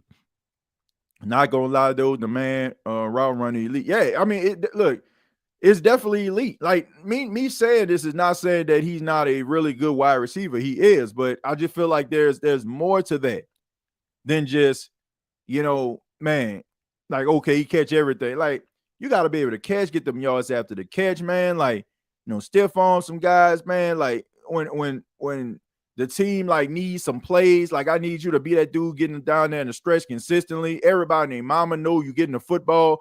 Like to me, like, Michael Thomas, like, everybody knew Michael Thomas was going to get the football. Everybody. Like, there was a huge drop off between him and everybody else, but still he was catching the ball. They still couldn't stop him. If you double cover him, he's still going to come away with the football. To me, that's the number one. Game in, game out, week in, week out, they know you're going to get the football, and there's nothing the defense can do about it besides accept the fact that you about to get these yards. Like, I honestly don't even believe, like, if Chris Olave was to go to the Chargers, like, he would be able to, like, dethrone Ladd McConkey. Like, that's the way I feel about it. Like, I just feel like when somebody looks at you as a number one, it needs to be without a shadow of a doubt that you're a number one. Like, and like I said, I think that he a much better version. He's like a step above what Brandon Cooks was for the Saints. Theoretically, yes, Brandon Cooks was the number one receiver, but as soon as Michael Thomas came along, who was the number one receiver? That's what you need. That's what you need to see. That's what you need to be if you're going to talk about being that number one guy. That's all I'm saying. So if we get T-Mac, bro, he'll be number one.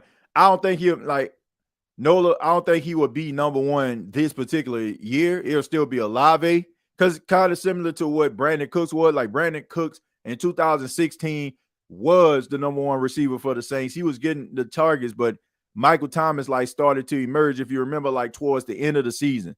And people were like, oh, snap, you know what I'm saying? We might got our guy. And he made Brandon Cooks expendable. So no, not as soon as like he touched down. Like I still think that he will end up like getting the majority of the targets. I'm talking Olave, but eventually I just feel like McMillan would probably emerge as their number one guy. All right, so it says now you can scratch Mike Vrabel off the list. Yeah, you can go ahead and scratch him off the list as we see him scramble. I'm talking Bo Nix tries to throw the ball. I think he threw it to Lucas Kroll, if I'm not mistaken. Kroll tries to get out of bounds, but he doesn't. So the clock continues to run. Let's see. As we look at a 3rd and 1 for the Denver Broncos, who trailed 10-7 with 1:07, 6 still ticking on the clock. Taking a lot of time off the clock right here. All right, so they try to sneak it, and they do. So it looks like Bo Nix gets the first down. And are they going to call a timeout? Yeah, Sean Payton calls a timeout. So they're going to go into their 2-minute drill here. We'll get into that statement that you made, Jerry, about Mike Vrabel. We'll get into that as we transition to halftime. This is a watch along, but we're also talking about other sports topics here on the State of the Saints and Gumbo Pot Sports Podcast. Please subscribe to the channels, whatever channel that you're actually watching this on right now. The second quarter, 57 seconds remaining, is a timeout that was called by the Denver Broncos. All right, Bo Nix looked pretty good. 3 of 3, 64 yards, 1 touchdown on his first drive, went 3 of 6 since.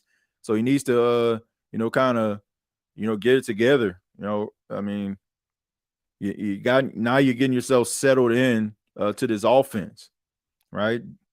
Buffalo kind of knows how you want to attack them. All right, so here we go. 1st and 10. All right, so here we go. Got the throw. He looks, scrambles. He tries to run. He's continuing to run, and he makes the slide, and he gets the first down. So really good scramble right there by Bo Nix. Bo Nix trying to hurry him up, trying to make sure that they can preserve that final timeout. So you got the guys in the gun, man. You're taking too much time. See if we can get the ball snapped, and they do. And in the gun, Bo Nix looking. He tries to throw the ball down the field, and that pass, is it caught? It is caught by Courtland Sutton. He gets out of bounds. So got a little bit of the toe drag swag thing going. I don't know, man. He might take a look at that. See if he actually got both feet down there. Okay, so there's the ball there. And I don't know, man. They might take a look at it, and they do not. All right, so Bo Nix looking. He throws the ball down the field, and it hits the ground intended for Troy Franklin there. So you look at, they're trying to implement this 2-minute drill, maybe even trying to get into field goal range for Will Lutz to be able to try to kick a field goal to try to tie this thing up. Which, man, shouts out to Will Lutz. I don't know, man, why the heck did New Orleans Saints fans boo Will Lutz? It's not his fault he got cut. He wanted to be in New Orleans. But anyway, Bo Nix in the gun on the 2nd and 10. He's looking. He tries to get the ball. He scrambles, tries to throw it, and he got it wide open. Ooh. Man, very dangerous play right there, man. Could have easily got his wide receiver head taken clean off his body. Intended for Veely on the play, but there's a flag on the play. So let's see what the flag is going to be here. As we look at everybody's favorite referee, Bill Vinovich. All right, so there's a holding penalty or passing, holding penalty on the defense. As we see, they held on to Courtland Sutton, holding them. I think then in a movie, it suffices if you're going to hold somebody like that. And, man, that was a very dangerous pass right there. Luckily for Veely, the safety kind of eased up on him. But they do get an extra 15 yards on the play. 1st and 10, 15 seconds left. Still got a good bit of field that you have to cover in order for Will Lutz to even get an attempt at this. And right now, I don't know exactly what's going to happen here. So let's see what we got. We got a timeout by the Buffalo Bills. Timeout by the Buffalo Bills.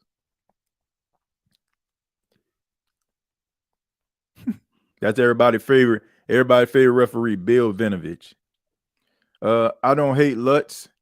Let's not forget he was dealing with injuries. I don't understand why people were booing Will Lutz. Will Lutz wanted to be in New Orleans. Like Dennis Allen, them, they were the one that ran that man up out of town. Like I said, it wasn't like he talked about New Orleans or made fun of him or something. That man wanted to be here. TJ, how you feel about the NFC Championship game? It still hurts. Man, to be honest with you, it was so messed up at the time, but man, as time then went on, like, what can you do? Man, what can you do about it? What can you do? So, it does hurt, especially like when you look at what a team is right now. Knowing that it was their final opportunity to actually be something for quite some time. All right, so here we go, man. They trying to come after Bo Nick, trying to get this ball out of his hands, and they try, and he scrambles around, and he tries to throw the ball down the field, and that pass is caught, and he doesn't get out of bounds. Courtland Sutton, so they're going to call a timeout right there. So really good play by Bo Nix. He scrambles to his right, throws the ball down the field of Courtland Sutton, and Courtland Sutton is able to go across the field and, catch the ball and, gets down. So they have to use their final timeout, but it sets up an opportunity for Will Lutz to come out, try to put some extra points on the board. All right, so Bo Nix, really good 2-minute drill right there. All right, so we got Will Lutz. We know that he has a big leg. As long as 55 of the regular season, but we know that Will Lutz has made it from as far as 58 in his career. All right, so this is a 50-yard attempt. All right, right hash mark here. Snap, placement, kick on the way, and it is no good. It bounces off the crossbar and no good. So, man, didn't get an opportunity to make that field goal right there. Will Lutz tried to shank it back in. Almost. Well, no, it's not even that. Did it hit the crossbar? Yes, it did. Bounced clean off. Hit him with the doink. So it's no good. So Will Lutz missed the field goal, but so it's still 10-7. And it's not surprised. Bro, that's what Sean Payton gets.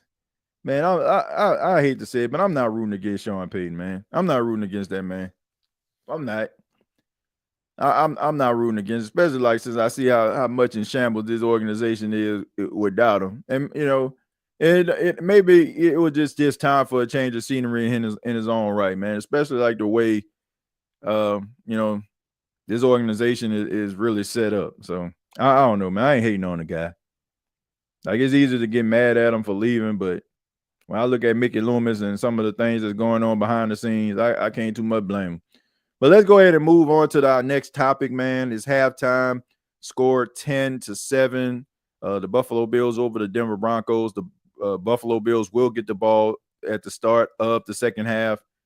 So let's see what Josh Allen can do. Try to add on some points to try to make it a little bit more tougher for the Broncos. But speaking of the Buffalo Bills, the AFC East, the Patriots. Not the Patriot. Excuse my grammatical error there.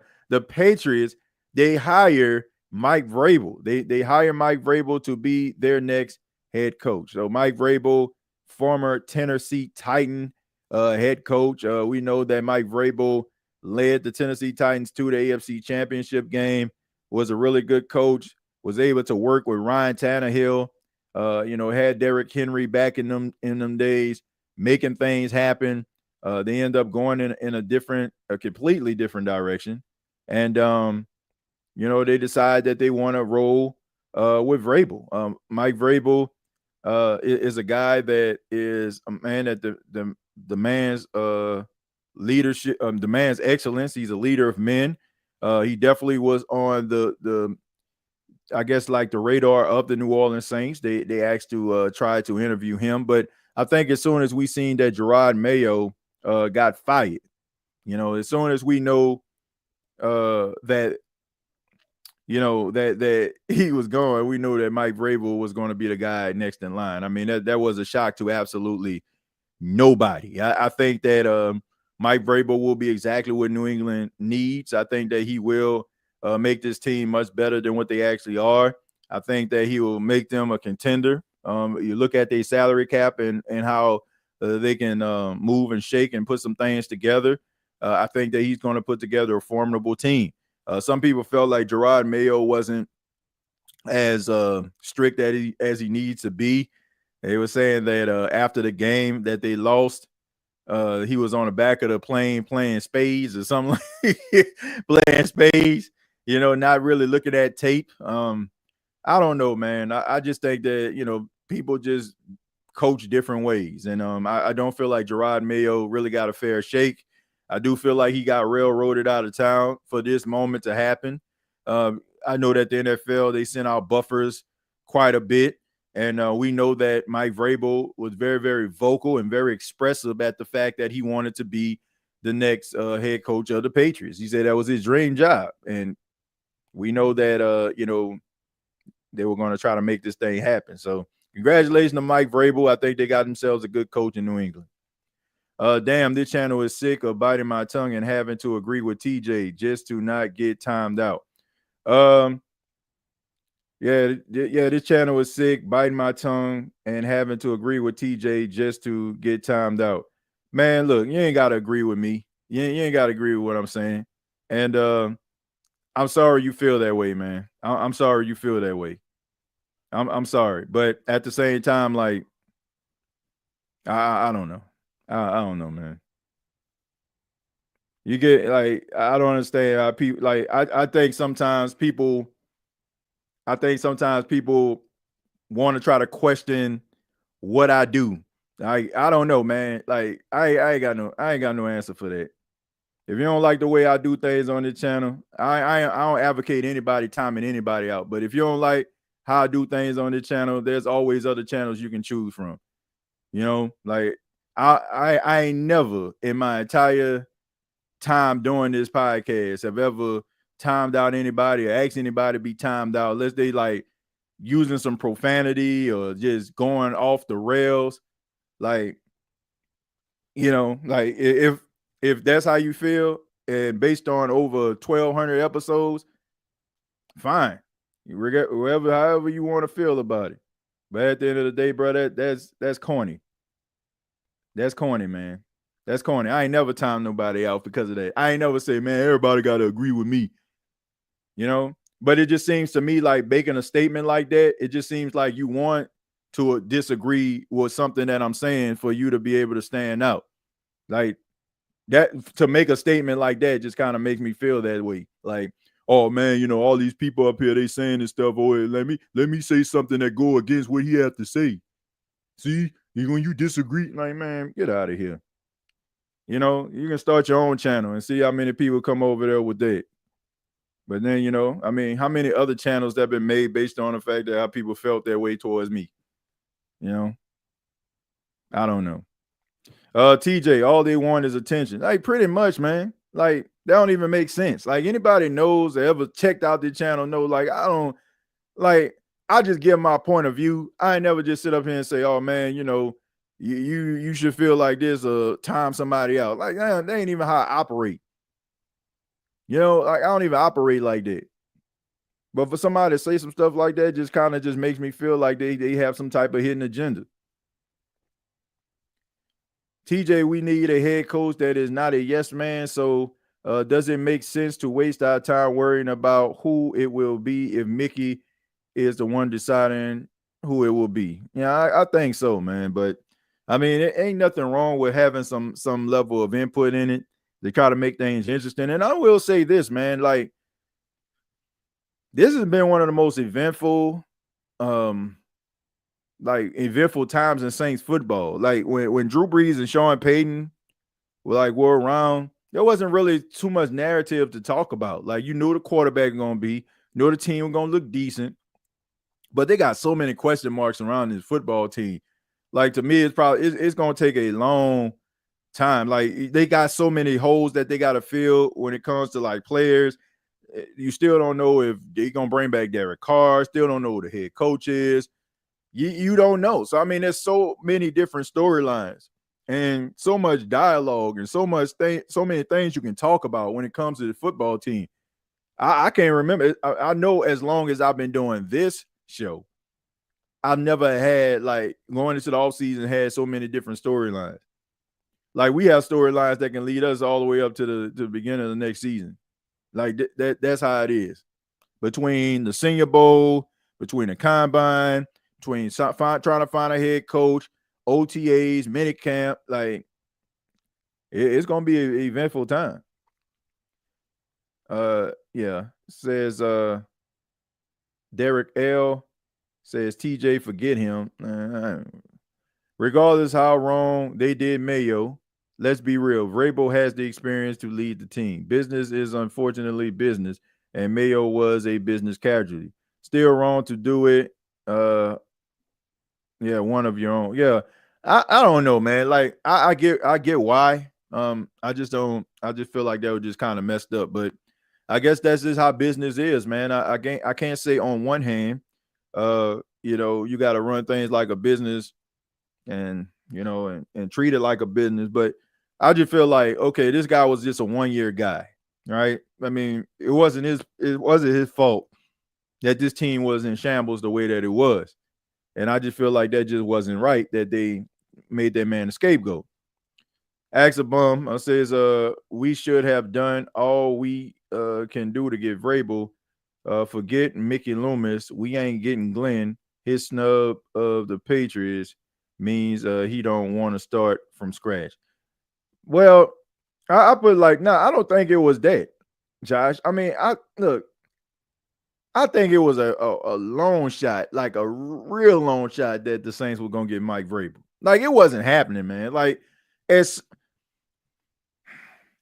going to tell y'all what was told to me. Like, it was his job. It was his job at the moment they got rid of Gerard Mayo. It was his job the moment they got rid of Gerard Mayo. Some people were even saying they wouldn't even got rid of Gerard Mayo if Mike Vrabel wasn't the next head coach and he didn't have any interest in coming to the team. So they wanted him all along. It's kind of like one of those situations like with Dennis Allen, right?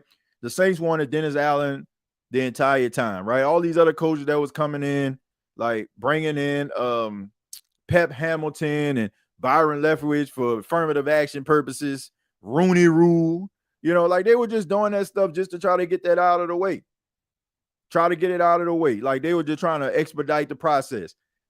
If they weren't trying to expedite the process, think about these rules, folks. If you are a part of an NFL team, you had to do it virtually, right? You had to do it virtually. But you have to, in the rule book, you have to interview a minority in person, right? You got to do it in person.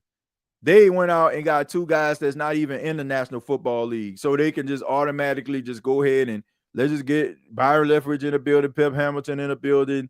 We'll talk to, Ben Johnson virtually, but Mike Vrabel, we can bring him in also because he wasn't a part of a coaching staff. Like, he's not an offensive coordinator, defensive coordinator, special teams guy. So he was a consultant with the Browns, but that's not a real job to a point where he can't go and interview and do that in person. So they did all that. They expedited the whole process because they knew all along that that's who they wanted. Like, just look at the breadcrumbs that was left behind, man. Like, Josh, my point is, like, he never was going to come to New Orleans. He never was going to come to Jacksonville. He never was going to come to Las Vegas. He never was going to come to the Jets. All that stuff right there was just dress rehearsal, window dressing, right? Let me go sit through this virtual meeting, smile a little bit, maybe get a good meal if I actually go there, and and let them, do what they need to do in New England. They know what they was doing, folks. They expedited that entire process because they knew all along who they wanted as the head coach. Understand this, man. There are always ways to get around the rules. Like, I ain't got to be sitting up in here talking to you saying I express my interest. You ain't got to have Mike Vrabel talking to Robert Kraft on a Thursday night on the phone and saying, man, you want to come to England? I sure do, sir. You know, like you don't need that. Like Mike Vrabel got agents, you know, and representation, and Robert Kraft has it as well. So who's to say, oh man, I bump into you in the hallway. Guess who wants to come here? Mike Vrabel. Did he say that? Yeah, I talked to him last night. Let me go tell Mr. Kraft that. Like, come on, man. They can relay messages like that. And guess what? It's plausible deniability right there. Did you talk to Mike Vrabel in person? No. But you don't got to talk to Mike Vrabel in person for Mike Vrabel to know that I want you to come to New England. And you ain't got to talk to Robert Kraft for Robert Kraft to know that Mike Vrabel said he want to come here.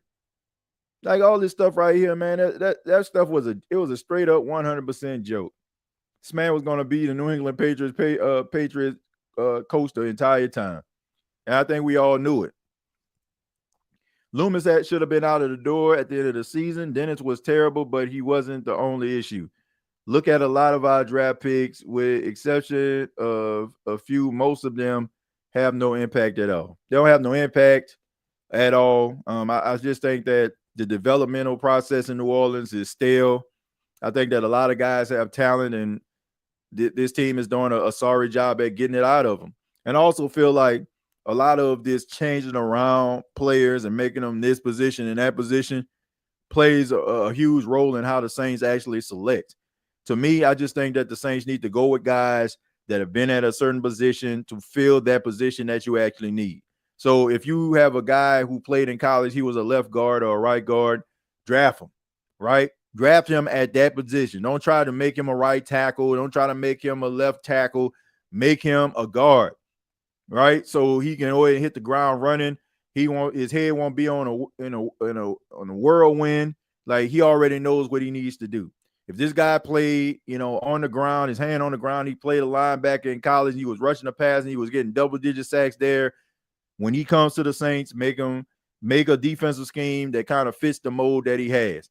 I think the Saints spend way too much time trying to make guys exactly what they want them to be versus what they actually are.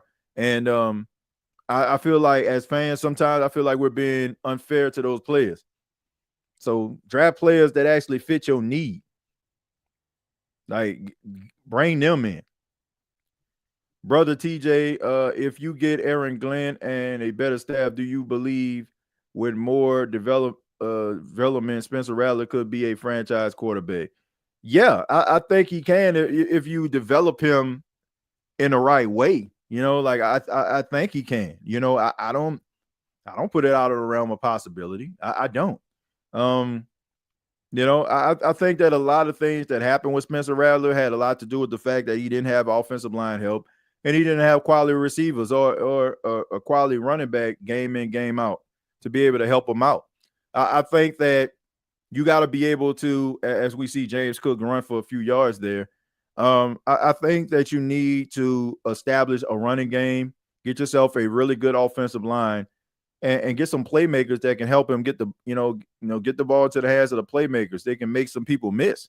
And I think that that's something that's actually missing. I think the Saints, like, if we're going to try to do this zone scheme, this type thing, zone read type thing, like, let's get some physical receivers. Let's get a physical thumping running back that can complement Kamara. Like, let's get some wide receivers that can get the yards after the catch. Let's really do our due diligence to make sure that this thing works. I think that will help out Spencer Rattler a lot. Now he doesn't have to worry about trying to get the ball down the field consistently and all that kind of stuff, and guys that can't win their matchup. I mean, you're playing with a bunch of unproven guys out there that can't get separation, and it's no fault of theirs because they're going up against some of the most elite players at the safety and cornerback positions that the world has to offer, not just football, like the world. Like, they're the best players in the world at those positions. So I think that you just need to put some pieces around them. Like, it's way more than just, I got a wide receiver that can run fast, that can get behind the defender. Man, he was wide open right there. Wide open Dawson Knox right there for the first down.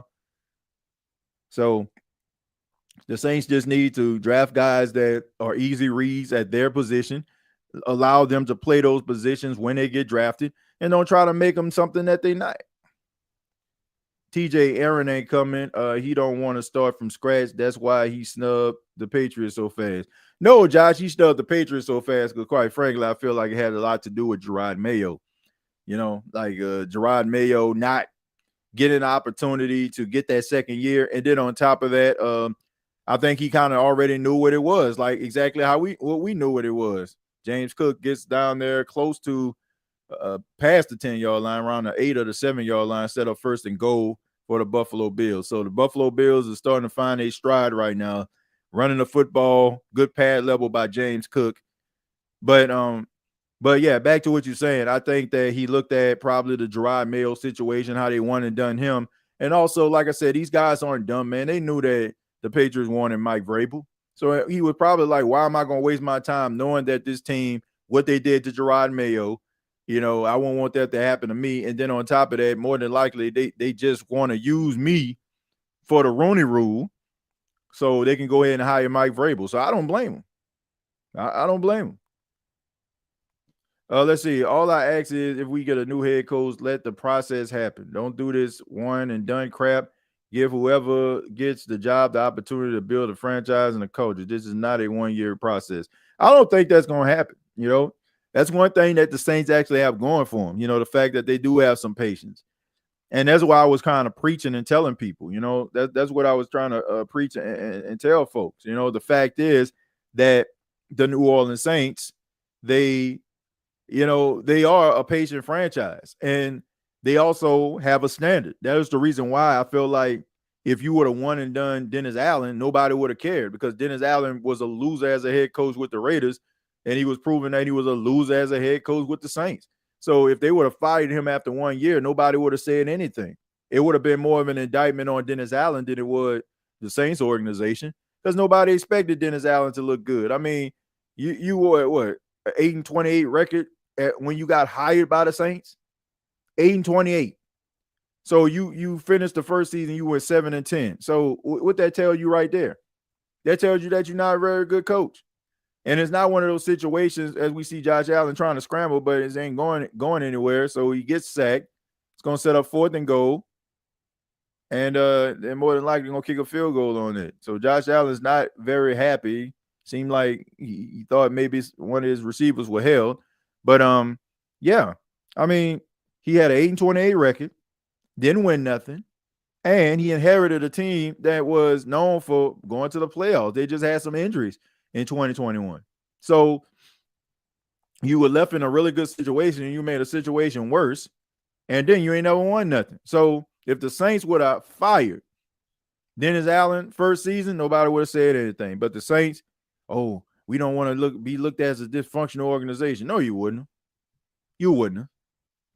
Like if you would look like a dysfunctional organization if you hired a first-year coach that never had any experience, and he ended up like kind of wetting the bed a little bit. Like I feel like in that case, you need to give him opportunity. But for Dennis Allen, like nobody expected Dennis Allen to work out because he wasn't a good coach. I hope so, TJ. Us fans know the dark times always get darker just before the dawn. We have more rough times ahead, but at some point things will turn a corner and things get put into the right position. Yeah, I mean, I think you might, like if you're patient and, you get the right guy, I think that everything will turn around. But if you keep on practicing, using the same practices that you have that got you in this situation, it's going to get worse. Massive hold in the end zone there. Yeah, I mean, they've been kind of buckling down defensively in the red zone. So they're giving themselves an opportunity. And that last drive that they had wasn't bad. I mean, Will Lutz, of course, that's not a chip shot field goal kicking it from 50, but we've seen him do that before. But we also seen Will Lutz miss field goals in the postseason as well. So there's that. Must be delusional. He compared DA to be a great football coach like Tomlin Reed. That's funny. Yeah, he got to be crazy, man. Now you got to be crazy. I don't know, man. And then, when upper management decide to fire him, he gets mad and makes this little petty statement. Oh, I still believe in Dennis Allen. I think that Dennis Allen was a great football coach. It was just the injuries. Just mad. he just mad because, Dennis Allen won't be able to go with him on that Thursday that they had planned to go see Guys and Dolls around this mug. Like, he just upset. That's just his buddy. They wanted to go to see the Broadway show on Thursday, and now they ain't going to be able to make it because now Dennis Allen ain't with the team no more. Look, man, this dude deserved to get fired. We know it. I know it. You know it. The whole entire world knows it. Dude needed to go. And he can sit up there and talk as much as he wants to on these different podcasts talking about, oh, I don't feel like, it was a mistake. And, I don't feel like I wasn't the guy for the job. I just feel like, I wasn't for them. Well, you wasn't for the Raiders and you wasn't for the Saints. So, and then on top of that, you're never going to get another head coaching opportunity again. It's not like people going to like, man. It's not like people going to be like, man, they showed mismanaged Dennis Allen as the head coach. Says nobody. So I don't know, man. The delusion that these dudes roll with, they just wanted to go see Guys and Dolls. That's all. James Cook may get Vance Joseph fired today. He has over 100 yards rushing to start the third quarter. Well, I don't think he's gonna get fired, man. Let me go ahead and bring in a good friend to the show. Good friend to me. He a good friend to me because he's my big brother. Ladies and gentlemen, EJ Jones on the show. EJ, how you doing, man? What's up, man? How you doing? And I'm doing all right, man. Thanks for chiming in here. We talking Buffalo Bills, Denver Broncos. 13-7. The Broncos have got down to the red zone twice. Haven't been able to cash in. So the bend but don't break defense by Vance Joseph. Have you been watching the game? And if so, what are your thoughts on it? Well, I think if you keep letting Sean Payton hang around, you're going to dig into that old bag of tricks that you have. I mean, you seen that before halftime when he just faked that punt. Right. I mean, they down by 6. I mean, Buffalo's supposed to be this, strong offense. I mean, they're running the ball real good, but they're not scoring in the red zone. That's keeping the Broncos in the game. Right. So I think they start cashing in in the red zone. Sean Payton, he's gonna dig in that bag eventually. They're gonna get a touchdown. Yeah. So yeah, the first question was, as soon as you got on here, said that's your real brother. Yeah, this is indeed my real brother. We grew up in the same house together, went to school together. Like, he's my big brother, man. Yeah. This is my big brother. I tell people all the time, that. Man, I think the love that I have for sports came from you, man. Those days when, Mom, she was a teacher and she used to be in those summer programs, and we would like walk to like the grocery store to get those different college football magazines, NFL magazines, and we'll quiz each other on like some of these players, man. So I think like my career path and what I'm doing here is extremely instrumental because of what you like, your love for sports, man. Like, just tell people, man, like, where your love of sports came from and, just some of the things that we did as kids growing up, man, just watching sports and talking about it. I guess my love of sports just came from, the struggle of sports. Mm-hmm. I mean, it's almost like fighting almost. It's a struggle, especially with, like, football. Mm-hmm. The strong man wins pretty much. I mean, grandmama with her love for the Saints. Oh, yeah. I don't want to see playing hooky at church. From church or whatever, watching Saints game. You know how we used to cut out trying to go watch the second half of the Saints game only to find them losing. Yeah, being mad as hell. But we used to stay up all night, watching sports and stuff. Yeah, it goes from football, basketball, wrestling, especially. I ain't even gonna get into that. That'd be a whole nother show. We get into the wrestling aspect of it. Yeah, and that comes. We used to make them cardboard belts and all that other kind of stuff. Yeah, I guess you could see it come from a mix of grandmama, our uncles who was like big wrestling fan. Oh yeah, man. Grandpa, big boxing fan. Mm-hmm. So I mean, it came from a lot of different places. Yeah, I mean, and as on the 3rd and 5, we had Bo Nix tried to throw the pass to his former teammate Troy Franklin, college teammate, incomplete, bounces right off his hands. Could have been intercepted, man. So Buffalo gets Denver off the field. So, man, Denver defense coming back out there, very, very short 3 and out right there, man. You got to be able to try to keep some drives going, especially being an away team. You don't want the Buffalo Bills fans to really get back into this game. But let me ask you this, man. I mean, the game plan of the Buffalo Bills, man. I mean, they're running the ball really well with James Cook, man. And he's able to get those yards, and he's breaking some tackles here. Very talented guy, but they're not able to get down and cash in these red zone opportunities. You expect more out of Josh Allen and his offense, right? I mean, what do you think is going to help them improve them getting down to the red zone? What do they have to do here?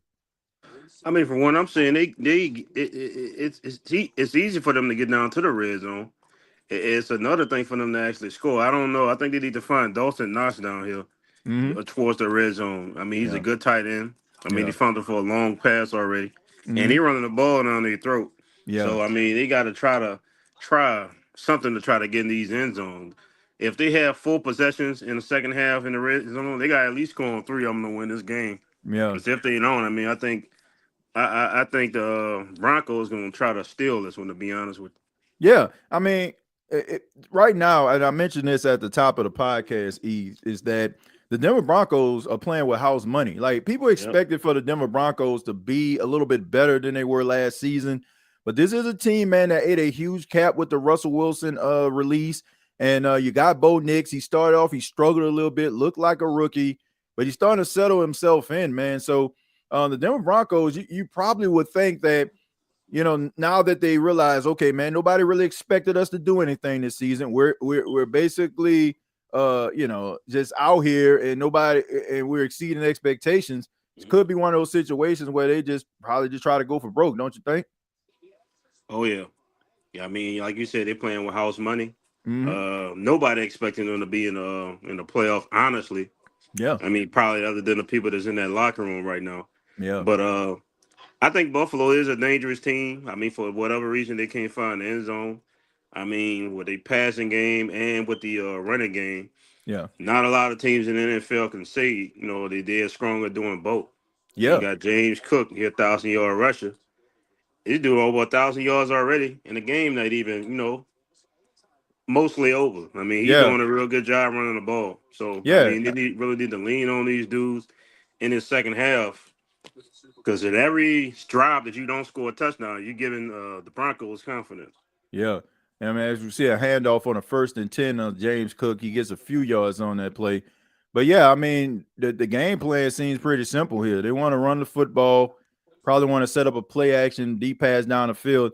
And the way that he's running the football, I mean, you got to respect the run game. So that's going to add another guy to the box, and that's going to set up that play action. I expect to see a big play down the field to maybe Shakir or even Amari Cooper very, very soon, man. I mean, but like I said, it's not the issue of them being able to move the football. Is the fact that they're not cashing in with touchdowns.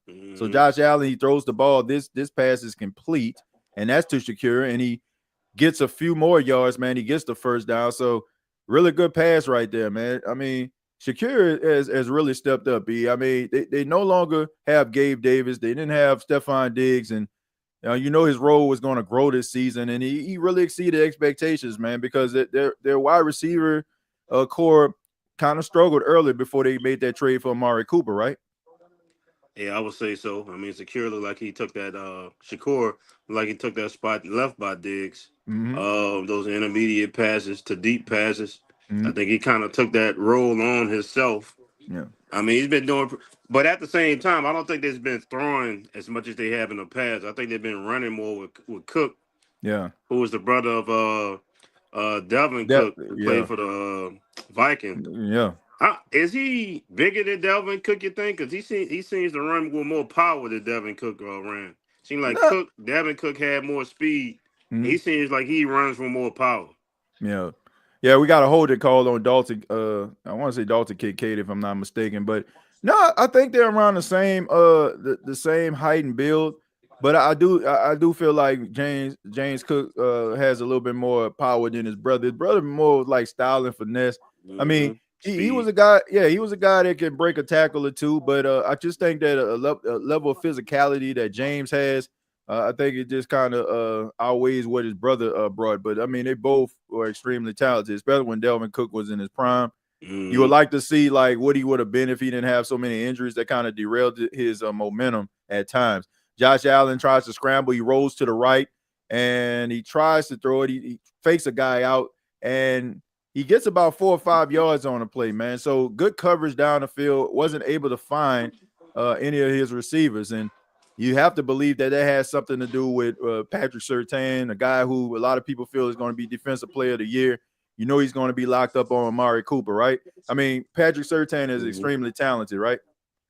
He is. He's one of the best cornerbacks. I'll say top 3, top 5 corner, especially young cornerbacks. Under 20, I think he's under 25. Mm-hmm. So, yeah, I think he's one of the best young cornerbacks in the league. The thing that Josh Allen's been doing this year is limited his turnovers. In the past, he's been up around double-digit interceptions, double-digit turnovers. So I think he was wide open on that play. Oh, my goodness, man. Yeah. Yeah, so he takes a big hit, and I don't know if it – yeah, so they're gonna call him, man, for I guess like a defensive receiver, which I don't agree with. I don't agree with, man. But, you know, that's a bailout right there. He was wide open, too. But, yeah, it's probably going to get it. And look who's the referee. Yeah. Our old friend. Oh, yeah, Bill Vinovich. Yeah. That was not a defenseless receiver. And Josh Allen, he feels bad, man. I mean, you hate to hang your receiver out there out to dry like that, but sure what he did, yeah. He was wide open though. Yeah. Now let's look at some of the comments as we go as the game goes to commercial break here. Says but he hit him with his shoulder, right? I thought it was more shoulder than helmet, man. I didn't see any helmet to helmet there. It wasn't clearly helmet to helmet. I mean, he did get a shoulder. Yeah. But because he was out there like that, like he was diving and got hit, you know, there's a snap judgment or whatever, I guess, on the referee's part. I guess the question would be, like, was it necessary? You know, the ball sails over his head. He's not going to catch it. But you have to wonder, like, does that safety know that he's not going to catch the ball? I mean, these guys are, like, dialed in on the player to make the tackle. So, I don't know, man. That's football. You know, sometimes, you know, those guys are going to get hit. And, you know, unfortunately, things like that are going to occur. But I don't think I agree with the fact of it being a flag or garnering a flag there. Let's see. Bill Vinovich. Bill. Yeah. That's what I call him. Exactly. Call him like I feel. I think everybody kind of feel that way, especially like since that the NFC Championship game. If that was the Saints wide receiver, no flag coming out. Yeah, probably not. Right. Yep. Let's see. That ball an hour ago, and he got hit long before it. And I sure they wouldn't have threw no flag at that. Nah, they wouldn't have. See, they called it a personal foul, said Chantel. Yeah, I don't agree with that, man. I don't even think you're gonna get fined after this. Like, you would think, like, when they call these personal foul penalties, you know, they'll probably get like a letter in the mail, get fined. I don't think you're gonna get fined for this. I don't think it was like anything malicious about that. I think he was just trying to make a play. I understand how we gotta protect the players and all of this other kind of stuff and protect everybody, but why are we turning football into flag football all these years? It's because of these concussion issues, E. The fact is, man, they're trying to protect themselves. But, I mean, you want to make sure that you keep guys safe, but you don't want to take everything out of the game that makes it what it is. Says TJ, what's going to happen with Cody and Kevin? You think Randy going to turn heel?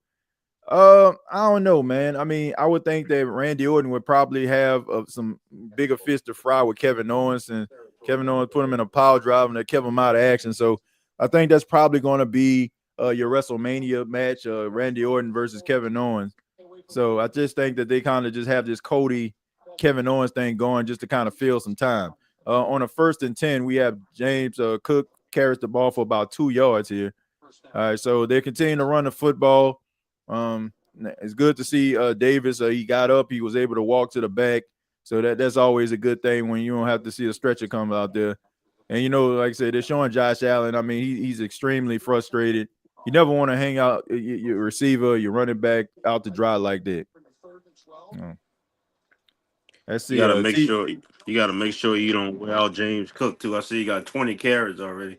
Yeah. And it's not even a 4th quarter. You want to run the ball and you want to get those yards, but you want to make sure you don't wear him out either. All right, Dan, that was a good pass right there. That's your guy, man. You mentioned his name, Dawson Knox. and he's get enough for the first down. And let me know, E, if I'm a little bit ahead of you or behind you or whatever, man. So I mean, sometimes you're a little bit ahead. I ain't saying nothing though. Okay. I'm glancing. I got the TV over my left shoulder, so that's why you might see me glancing over. Okay. All right, man. So I'll try to wait a few seconds on that. But Dawson Knox always seem to be wide open.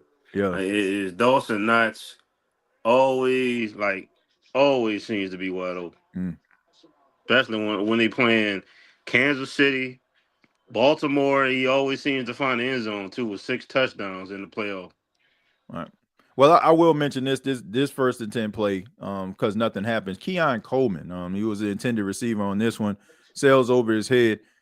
I was very concerned about Keon when like the first couple of weeks because it didn't seem like it was really starting to come together. But now it seems like he kind of finding his role in this Buffalo offense. Really, second half of the season really started to come into his own. Man, what do you think about the second year guy out of Florida State? I mean, we already knew he was talented. All right, yeah, Keon Coleman from he's from Louisiana too. Louisiana he guy.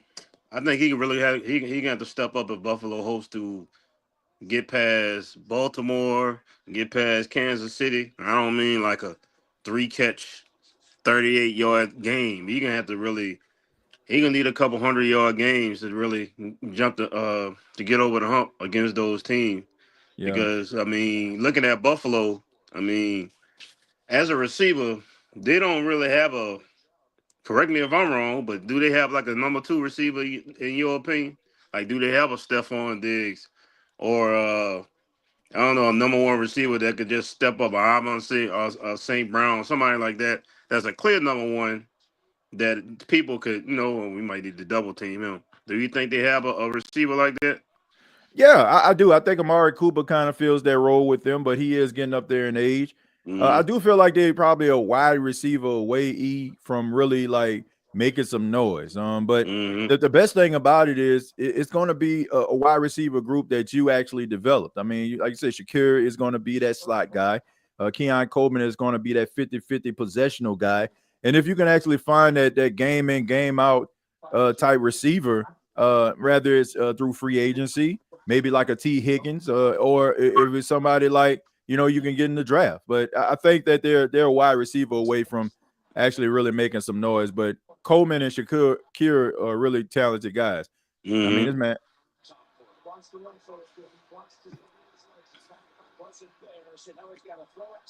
Wow. Woo! That's all I'm gonna say. I don't know if you just seen that, but we'll he need to be a receiver the way he caught that. Okay, ball. So Ty Johnson with the touchdown. I wanted to make sure you saw it first before I actually said something. I ain't that far behind. Oh, wait a minute. Seconds.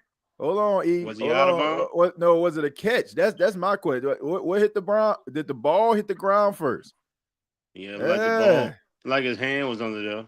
Oh, y'all boys need to stop, man. Y'all know we weren't gonna be able to see that behind that post. Y'all need to stop that. I'm just wondering if he stepped out, if his foot out. Oh. Well, his knee down, so that's 2 feet right there. But you got to think about, did his shin hit the ground first before his foot went to the back of the end zone? That's the question. Okay, knee, ball. I'm gonna say it's a catch. Yeah, he get that knee down and that ball ain't moving. It's a catch. Because here's the thing, man. Like, if he has possession of the ball, all right, and let's just say, for example, he slides back in. I mean, he is really, you know what I'm saying, like, it's illegal touching there, but I think they're gonna give it to him, man. It, he did a good job of, running to the ball and not running out of bounds as he caught the ball. Like, he slid inbound. Yeah, I think he did a better job at staying in bounds than catching the ball, to be honest. Yeah. People in the chat, man, we got 232 people watching this right now. E, do you think it was a catch? Let's call it right now while we're on commercial break. What was it a catch? All right. Let's see if it was. What's your take on that? Do you think it was a catch? Man. I know. I think it was a catch. I call it a catch. I call it a catch too. But I do want to mention our sponsor here on the State of the Saints and Gumbo Pot, which is BETUS. You can sign up today, get up to 150% on your first deposit, up to 125% on your second and third deposit, up to $2,000. Use the promo code YouTube150 by going to the BETUS website or downloading the BETUS app. As we can see, we got a few people that kind of chimed in on it. Says yes, it will stand. Says Maddie. Chantel said it was a catch. Derek says a catch. Ross, the boss says his knee in, feet out. Okay, so I think his shin and his knee probably hit the ground first before his foot went out of bounds. Greg said it was definitely a touchdown, and it says call confirmed. Okay, so all right, so let's keep this in perspective right quick. You know they got Bill Vinovich as the referee. Bill Benny. Bill Benny. Now if he come back incomplete catch, turnover now, I would not be surprised. Now, well, yeah, some people, I don't know if their televisions are ahead. I'm actually watching this on a Paramount Plus app right now, but so I don't know if some people's televisions are ahead, maybe by a few minutes.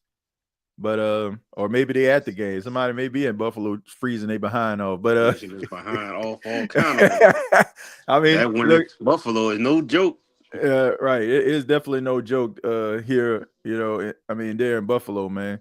That's somewhere I always wanted to go. But I hear a lot about the fan experience. They say they don't have much to do in Western New York, but the fan base is kind of like a Saints type atmosphere, but just in New York. From the Jim Kelly years. Yeah, Buffalo, they routed Bills Mafia. Yeah, they something else. But it's close to Niagara Falls from what I hear too. Niagara Falls. Slowly I turn. Step by step. By step. Inch by inch. All right, so speaking of which, Keon Coleman, man, catches the ball for them to convert the 2-point conversion. So now it makes it a 2-possession game. So good play right there. Good play right there. Keon Coleman ends up getting separation there. I think Keon Coleman's probably going to wind up being the number one receiver going forward. Right. If he keeps doing what he's doing, keeps working with Josh Allen, build that rapport, he's going to be that big, that big target that Josh Allen can find whenever he's in trouble. Yeah. Yeah. I'm glad somebody got that. Big Sean said Three Stooges. Yeah, somebody got it. But I definitely think he's going to emerge as that guy. And look, you don't have to be a 4-3, 4-2 blazer, you know what I'm saying, in order for you to be that number one guy. Just got to be that reliable target that the quarterback can rely on game in, game out. And I think he fits that mold. I just think that he just needs a little bit more experience. And you also want to see in your young guys, it's okay to start the season off a little slow, but as the season starts to progress, you start to develop. You want to see improvement, right? And speaking of which, since we're talking about that, let's talk about Spencer Rattler, because I never really got your perspective on Spencer. So he started in the 6 games, some ups and some downs, but down the stretch we started to see a few things that, as Saints fans, I feel like could be optimistic with him about. What are your thoughts about Spencer Rattler overall this season? How did you evaluate him? Did you evaluate him, man? And if so, what was your criteria in evaluating this young kid? I mean, I think he did pretty good. I mean, every single game he played in, he's improved. I mean, this last game, I think he did real good this last game. I mean, he's he don't have a lot of reps. So you got to kind of take it with a grain of salt. But at the same time, look at the Saints roster. It's decimated. Yeah. Everybody hurt. I mean, your number 1 receiver hurt. Your number 2 receiver hurt. Yeah. Your number 1 running back was hurt. I mean, you get the gist. I mean, it's hard to try to win games when you got all these injuries and stuff like that. Yeah. And you asking somebody with, say, 5 starts to come in and look like Joe Montana? I mean, that's not realistic. That's definitely not. For what he has to work with, chicken salad to what. Right. I mean, for what he has to work with, I mean, I think he did, pretty good. Yeah. Saints in There's a lot of unknowns with the Saints. I clearly, we need a coach, and from what I'm hearing, it's supposed to be what's his name from the Lions, Yeah, Glenn from Eric the Glenn. Lions. Yeah, But I don't. I think it's too early to make that decision because you want to try to, you want to interview everybody. I'm not saying he's not the guy, but at the same time, you want to make sure you get the absolute best pick, and you want to do that as early as you can because the combine's coming up. I mean, you got the draft coming up. So, you got to, analyze these guys so you can try to get guys that fit for the team. You need a yeah, coach to do that. yeah, absolutely. So, Spencer Rattler, going forward, I like what I see out of him. Mm-hmm. He don't make the same mistakes he made from his first and second starts. Yeah, And his games are getting better that he plays in. So, he's improving. That's all you can really ask from a person that haven't made too many starts. Yeah.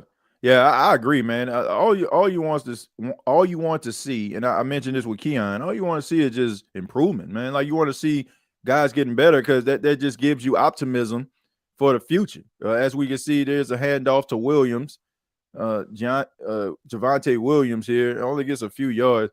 Hasn't really been a factor, man. You can say it was because maybe they had to take away the running game to try to get back into it, but. Man, we know that sometimes, man, maybe Sean Payton, he gets away from the running game. Even from his days back in New Orleans. But this is one of those games, man, you're down by 2 touchdowns. You're going to need Bo Nix to try to get you back into it. But Chantel says finally a day with no snow. So she says she stays about 4 hours away from Western New York out there in Buffalo, away from Buffalo, I should say. So, yeah, man, I don't know, man. Would you want to live in a place, where it just snows like consistently, like every single season, or you like maybe like okay, I could deal with just a little bit of snow? Man, I seen videos of Atlanta right now. If you seen Atlanta, you would think that's Buffalo right now. They have people on jet skis and 4-wheelers sliding down like the highway or whatever. They got people parked on the highways with a couple of feet of snow. So you can only imagine what it's like staying in somewhere like Buffalo. I would not like to live. You see all these videos of people sliding in their cars and hitting other. Nah, I don't want no parts of that. Well, I guess like that kind of stuff. Well, I guess like if you lived in that area, like you'll probably use those different precautions, and maybe the elements won't be as I guess as frustrated as they would in the South. Like you're not getting snow tires in the South. You're not like, come on, yeah. So certain things like that, but also I find it very funny. The fact that it actually snowed in Atlanta before they actually made the postseason, you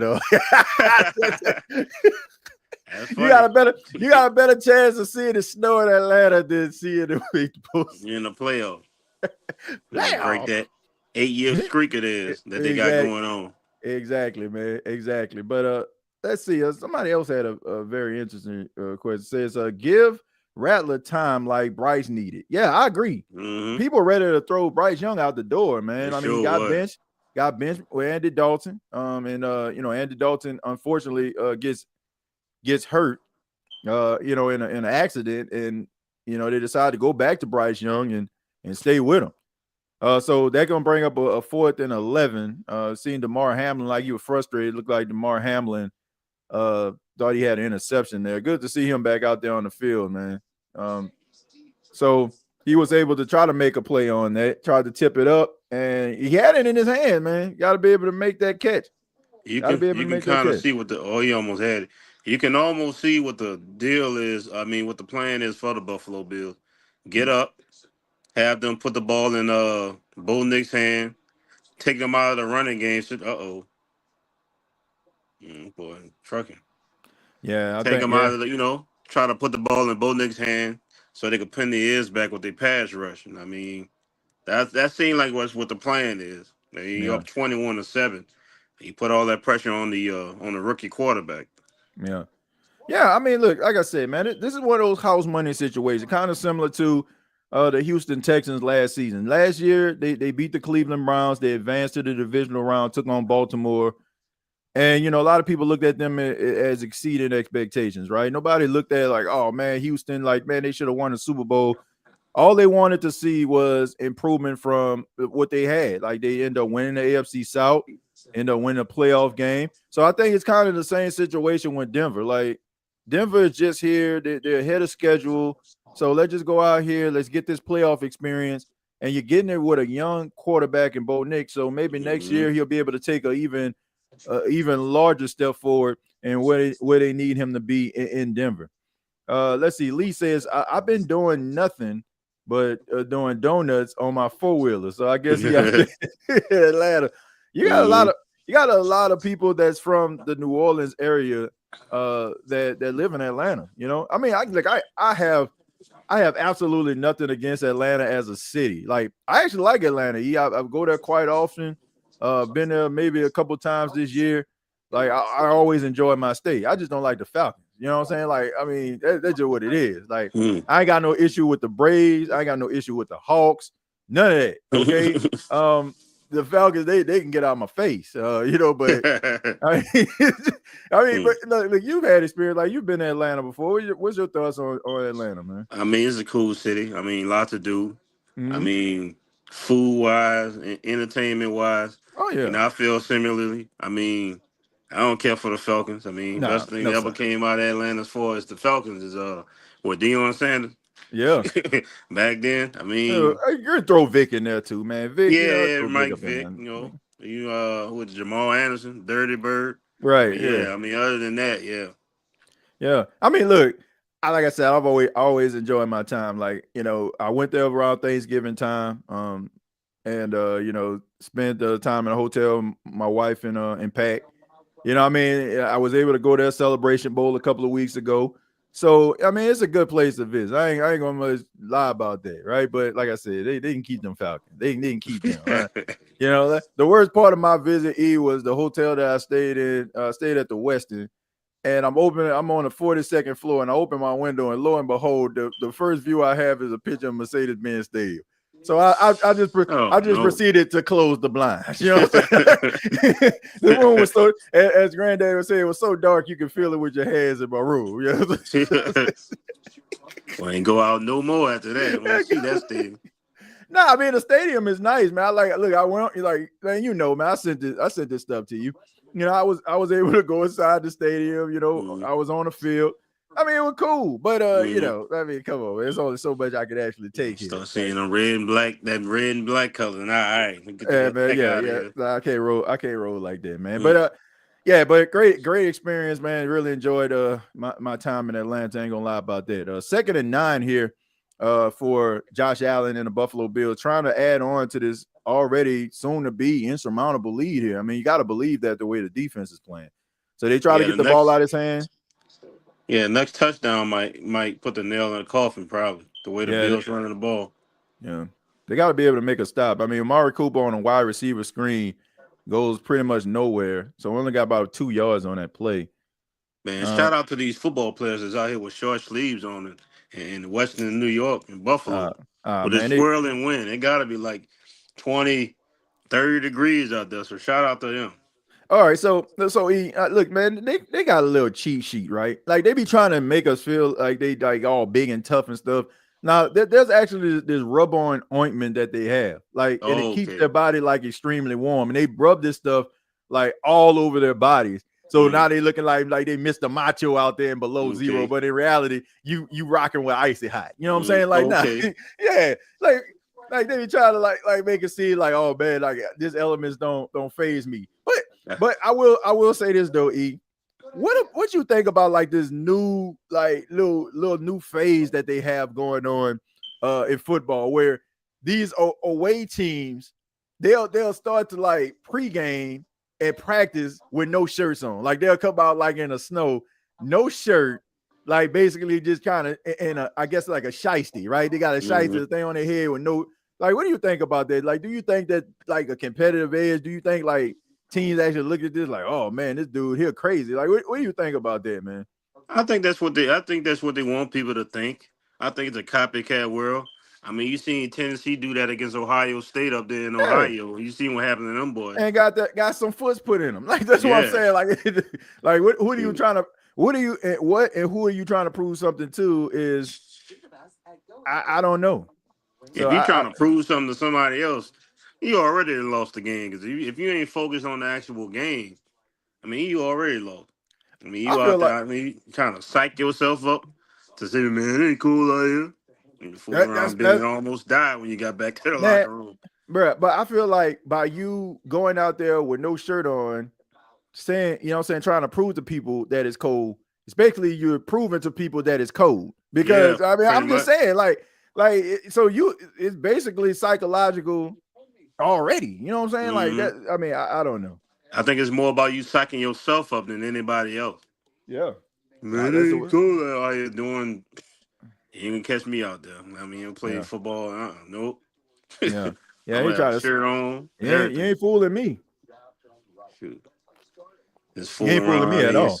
6 degrees below zero or just 6 degrees, and you're out there with no shirt on. Nope. All right.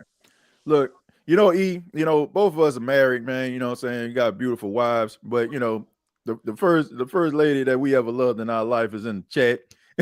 got our mom in here. Says, I knew it wouldn't be long. Says my babies. Like we old as dirt, but we always have babies. Says, hey, hi EJ, TJ, K.A. Emmanuel, and Timothy, using government names.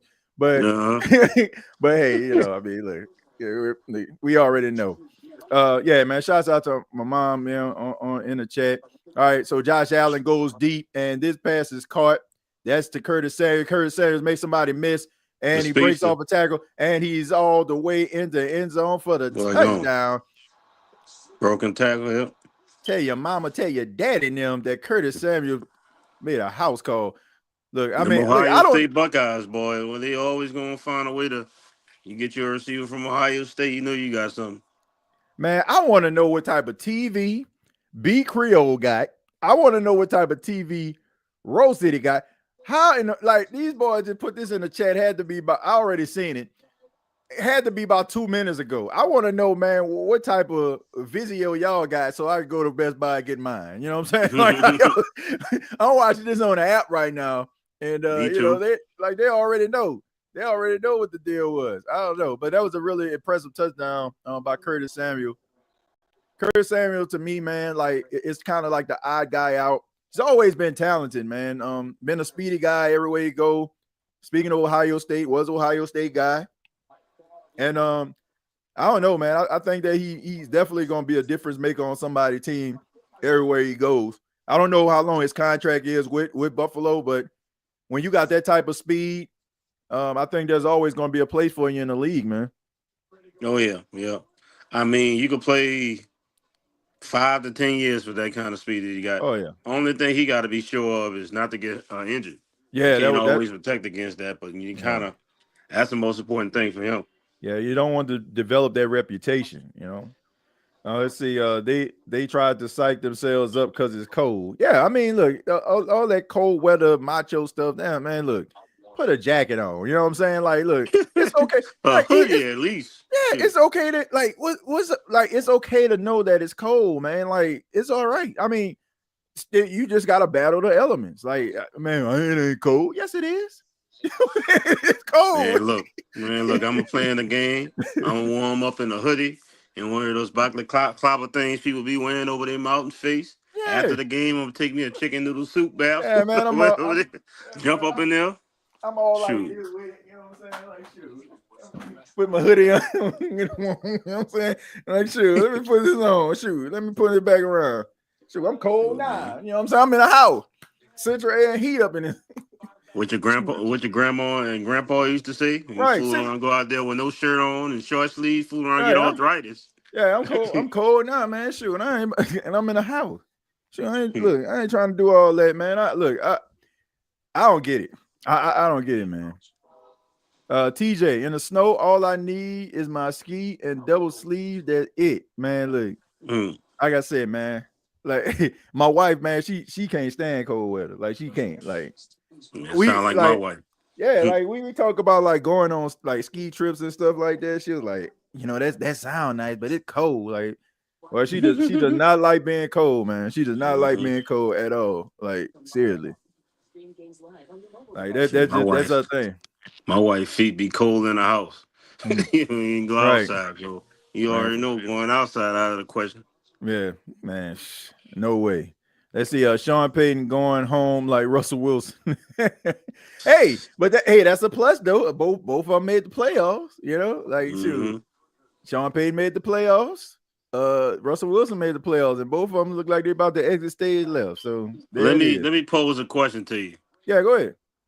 Of all the coaching candidates they have out right now, including them, right? Pete Carroll and I must be senile or something. Coach of the Steelers, Mike Tomlin. Mike Tomlin, yeah. Who are you taking? All the coaches they have now, the Ben Johnsons, the Aaron Glenn's, all the rest of them, Pete Carroll and Mike Tomlin. Who are you taking out of that whole group? Well, look, okay, E. So I'm glad you mentioned that. We talked a little bit earlier before you got on about on the Steelers, and I want to get your take on this, and I'm gonna answer your question first. Who would I choose? I would choose Mike Tomlin. Not the fact that I don't think Pete Carroll is a good coach. He really is. My biggest issue is his age factor. Like, I feel like you can actually build a little bit more with a Mike Tomlin being in his late 40s, early 50s or something like that. So you can be able to build something a little bit longer with him. Like, how long is Pete Carroll going to coach? Like, he's like 70, 71 years. 70. Yeah, he's like 70, 71 years old. I get an accurate age for him. But, how long is he going to be able to coach? How long is he's going to be able to give you what you need? Actually, he's 73. Yeah. So, I would have to go with Mike Tomlin. And I think that Mike Tomlin, he's a culture shifter. He's a leader of men, man. You could talk about his playoffs debacles and his, unsuccessful stops over the last couple of years, but he's still a hell of a football coach. Never had a losing season in his entire coaching career. As we see Bo Nix scramble, like he got a big gain on the play, got him back down to about midfield. So Bo Nix trying to make something happen here, trying to make it interesting down the stretch. But yeah, that's man. That's what it is for me. I mean, you spoke about it. Consistency. Yeah. I mean, this dude wins. And that's why Pittsburgh don't really want to – they don't want to have to find another coach. Pittsburgh only had how many coaches in the history? I want to say 3. 3? Yeah, 3. Chuck Noll, Bill Cowher, and Mike Tomlin. Like, that's it. They don't do this too pretty much. They do this every 2-3 decades or so. So they don't want to come up off of this dude or whatever. I mean, this guy's a winner. He consistently wins. His team has winning records. So, but if he ever becomes available, I think the Saints should be that 504 number should be on this call ID. As soon as they find that out of it, if they got a trade, do it. Yeah, I think he's worth it to be, in my opinion. Yeah, I think that I don't care what your plans were.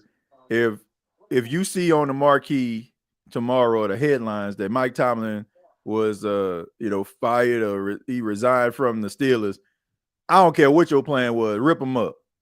Because I'm trying to make sure that I'm interviewing Mike Tomlin. Like you need, like, I think that's the biggest issue with the New Orleans Saints now is they don't have a culture. Like, you got to be able to bring somebody in that's going to be able to change the culture, and you need somebody that's going to be a leader of men. And I also feel like it's the society that we live in right now. Like, we have been systematically programmed to believe, like, if my team ain't going to the Super Bowl every single year, then it's something wrong with the coach. It's something wrong with the organization. This is my belief. You can't win if you ain't in. You could talk about how many times Mike Tomlin hasn't won anything in the playoffs, but he's made the playoffs. It's better to be sitting at home picking in a top 10, picking in a top 5 every single year, and trading out coaches like people change out their draws. You know what I'm saying? At least you know that you got yourself some stability at the head coaching position. And I'd rather go with, I got the right coach. I just need to get my personnel straight versus I need a new coach who's going to bring in new personnel, who's going to be changing things over every single year. I don't know what the question. I feel like this is one of those situations that even Saints fans, they kind of dealt with. They started talking about Sean Payton and Drew Brees. Like, we ain't making the Super Bowl. We ain't going to postseason. Drew Brees, he can't throw the ball down the field anymore. What we wouldn't take to watch Drew Brees throw a 20-yard pass or a 15-yard pass down the field consistently these days versus what we have seen over the last couple of years. You don't miss a good thing until it's gone. Got spoiled over those years or whatever. And honestly, I think a lot of Saints fans and a lot of us, I mean, we still in that Peyton Breeze honeymoon phase or whatever. Yeah. And people just don't want to let that go. Yep. I mean, we can't build the team the way Peyton built the team because Peyton not here no more. 2009 was, I mean, you look up how many years ago that was. 14 Man. years ago, something like that. 15, Long 16 time years. ago. Yeah. You got to get over there. You got to turn the page. And how you turn the page, sometimes you got to get rid of every remnant of what was there. I mean, you got to tear it down. Shoot. Got to tear it down, bro. All right, we see here. Oh, man, he almost had it. All right, so tried to scramble to the right. Bo Nick tried to get the ball to the hands of the receiver. I think his name is Vili, if I'm not mistaken. But I don't know, man. I mean, I like this defensive performance right now. They're trying to get pressure on the young rookie, getting him off his spot. Von Miller almost had him. Yeah, and, they got him one dimensional, so they ain't gonna be running the ball too much. They got to score a point. Mm-hmm. That's what you want. The Patrick Surtains out there lurking, trying to get picks. Right. I'm not bad. I'm a wrong team. My bad. I mean, nah, you're right though. I mean, you got to get turnovers to get the ball back into the hands of your offense. But man, they're gonna end up taking a timeout right here, and that's something that you don't want. You want to be able to have all your timeouts if you're gonna try to make this thing competitive, or at least try to make this thing worth salvaging a little bit. But you don't want to use your timeout that early into the fourth quarter. Probably gonna need them down the stretch.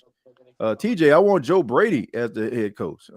Joe Brady, man. I mean, he's coaching in this game right now as the Buffalo Bills offensive coordinator. I'm pretty sure you're familiar with Joe Brady. You're a huge LSU fan on top of being a Saints fan. What are your thoughts on Joe Brady? Do you think that he's ready to be a head coach? What do you think he can provide to the Saints?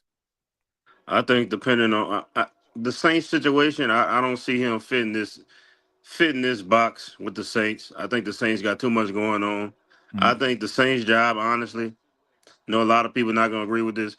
This job got to go to somebody that's a veteran, I think, because, I mean, we got all this money against the cap. I mean, like you said, we don't really have an identity like to speak of, so we got to work on the morale with the Saints anyway. A lot of these veterans that you're seeing on the team, when March come around, most likely they probably not going to be with the team anymore. So, I mean, that's a lot of stuff to try to deal with. Yeah. But I don't think a rookie coach, I don't think this a fit. Jacksonville might be a fit for somebody. I mean, you got kind of some other, even the Jets, that might be a situation for maybe like a rookie coach. But I just don't think the Saints will be a spot for like a rookie coach. Yeah. Well, I think it can be a spot for a rookie coach, but the fan base just got to be patient. Mm-hmm. You know, you gotta practice a level of patience. All right, so this looked like a turnover on down here. Yeah, this looked like a turnover down. They tried to get the first down. Don't seem like it got it. So it looked like Sean Payton, like he got upset with Troy Franklin. Like, I guess with him not turning up the field. I don't know, man. But anyway. He probably didn't run that route deep enough, if I had to guess. Why would you run a route short of a first down where you need to get? So yeah, he got him out of bounds. Franklin, I mean, maybe I don't know what he was doing. Maybe I don't know. Too close together, maybe I don't know. I don't know. It was like he was upset with him, but probably with low hanging fruit. He just upset the way the score looking right now. It don't take Sean Payton much to get upset with you. Yeah. Let's see. I have been ready for a new book for the Saints. Who that for life? Yeah, I just think that it's just time to turn the page. And I was mentioning people just need to practice patience and understand where the Saints are. I think that you made a very interesting point a few minutes ago when you talk about how Saints fans look at this football team, and they still look at it in the eyes of how it was when Sean Payton and Drew Brees was around. People aren't looking at the Saints the way they once did anymore. And I just think that you have to understand that's where the Saints are. And once you understand that, then I feel like you can officially turn the page. But as long as you try to make this thing like, oh man, we close, we next door, all we gotta do is knock on the door. Nah, man, you ain't close. Like you gotta look at this as a rebuild, even though you don't want to use that R word. That's the reality. So I don't mind a rookie coach as long as the fan base understand like he ain't about to be the savior of the team in year one. Yep. That's the only thing it is. I mean, you get a rookie coach, you gotta be patient. You gotta just come to grips and come to reality that next year is gonna be a tough year. I mean, you're gonna be like swallowing that castor nobody like, but they don't want to get sick. I mean, it's something you gotta do But, I mean, Yeah. that's kind of what you need to do to heal. That's what we need to do to try to get under this cap and put some winners in the building. Some young winners, not Yeah. veterans. I agree. It's going to start with the draft too, though, E. But Nola says, man, Nick Underhill sold me on the Saints hiring Joe Brady. I agree on a veteran coach, but I want Joe Brady. I have enough patience for any 5 people, and I understand the time is required. Who that? Yeah, look, if everybody practice patience like Nola is talking about, E, I think that they'll be fine. Like, I like Joe Brady. My question is he ready for this moment? That's my only question right there. You know, like it seems like he's having a really good outing here in Buffalo, but I'm always kind of like reluctant when I'm seeing like offensive coordinators playing with great quarterbacks. You know what I'm saying? Like I need to see you. I need to see you really develop some guys. You know what I'm saying? Like I don't know. Like you was with Joe Burrow, but Joe Burrow is great. Like Joe Burrow thrives no matter. Like he thrived in college in 2019 when he put up those astronomical numbers. He's thriving now. He had his best statistics in his entire career this season. Led league in passing and in touchdown. Thrown. Yeah.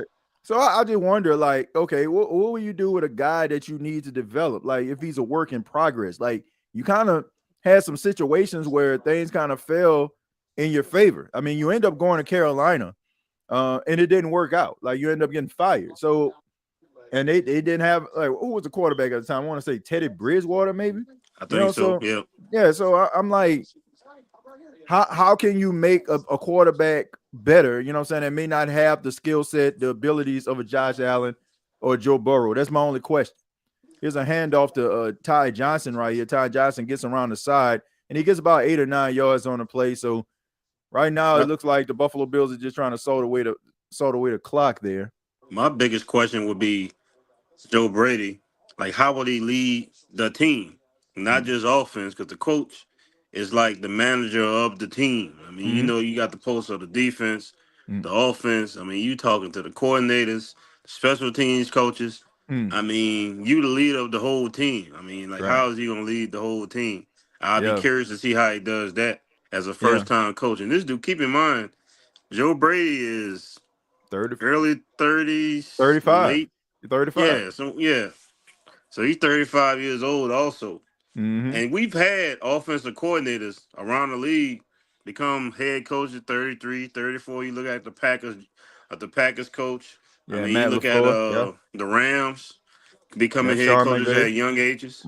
So, I mean, it's but I guess it's just all a matter of your mental makeup, I guess. Yeah. I mean, I just think that, you know, some young coaches are going to work, some coaches aren't.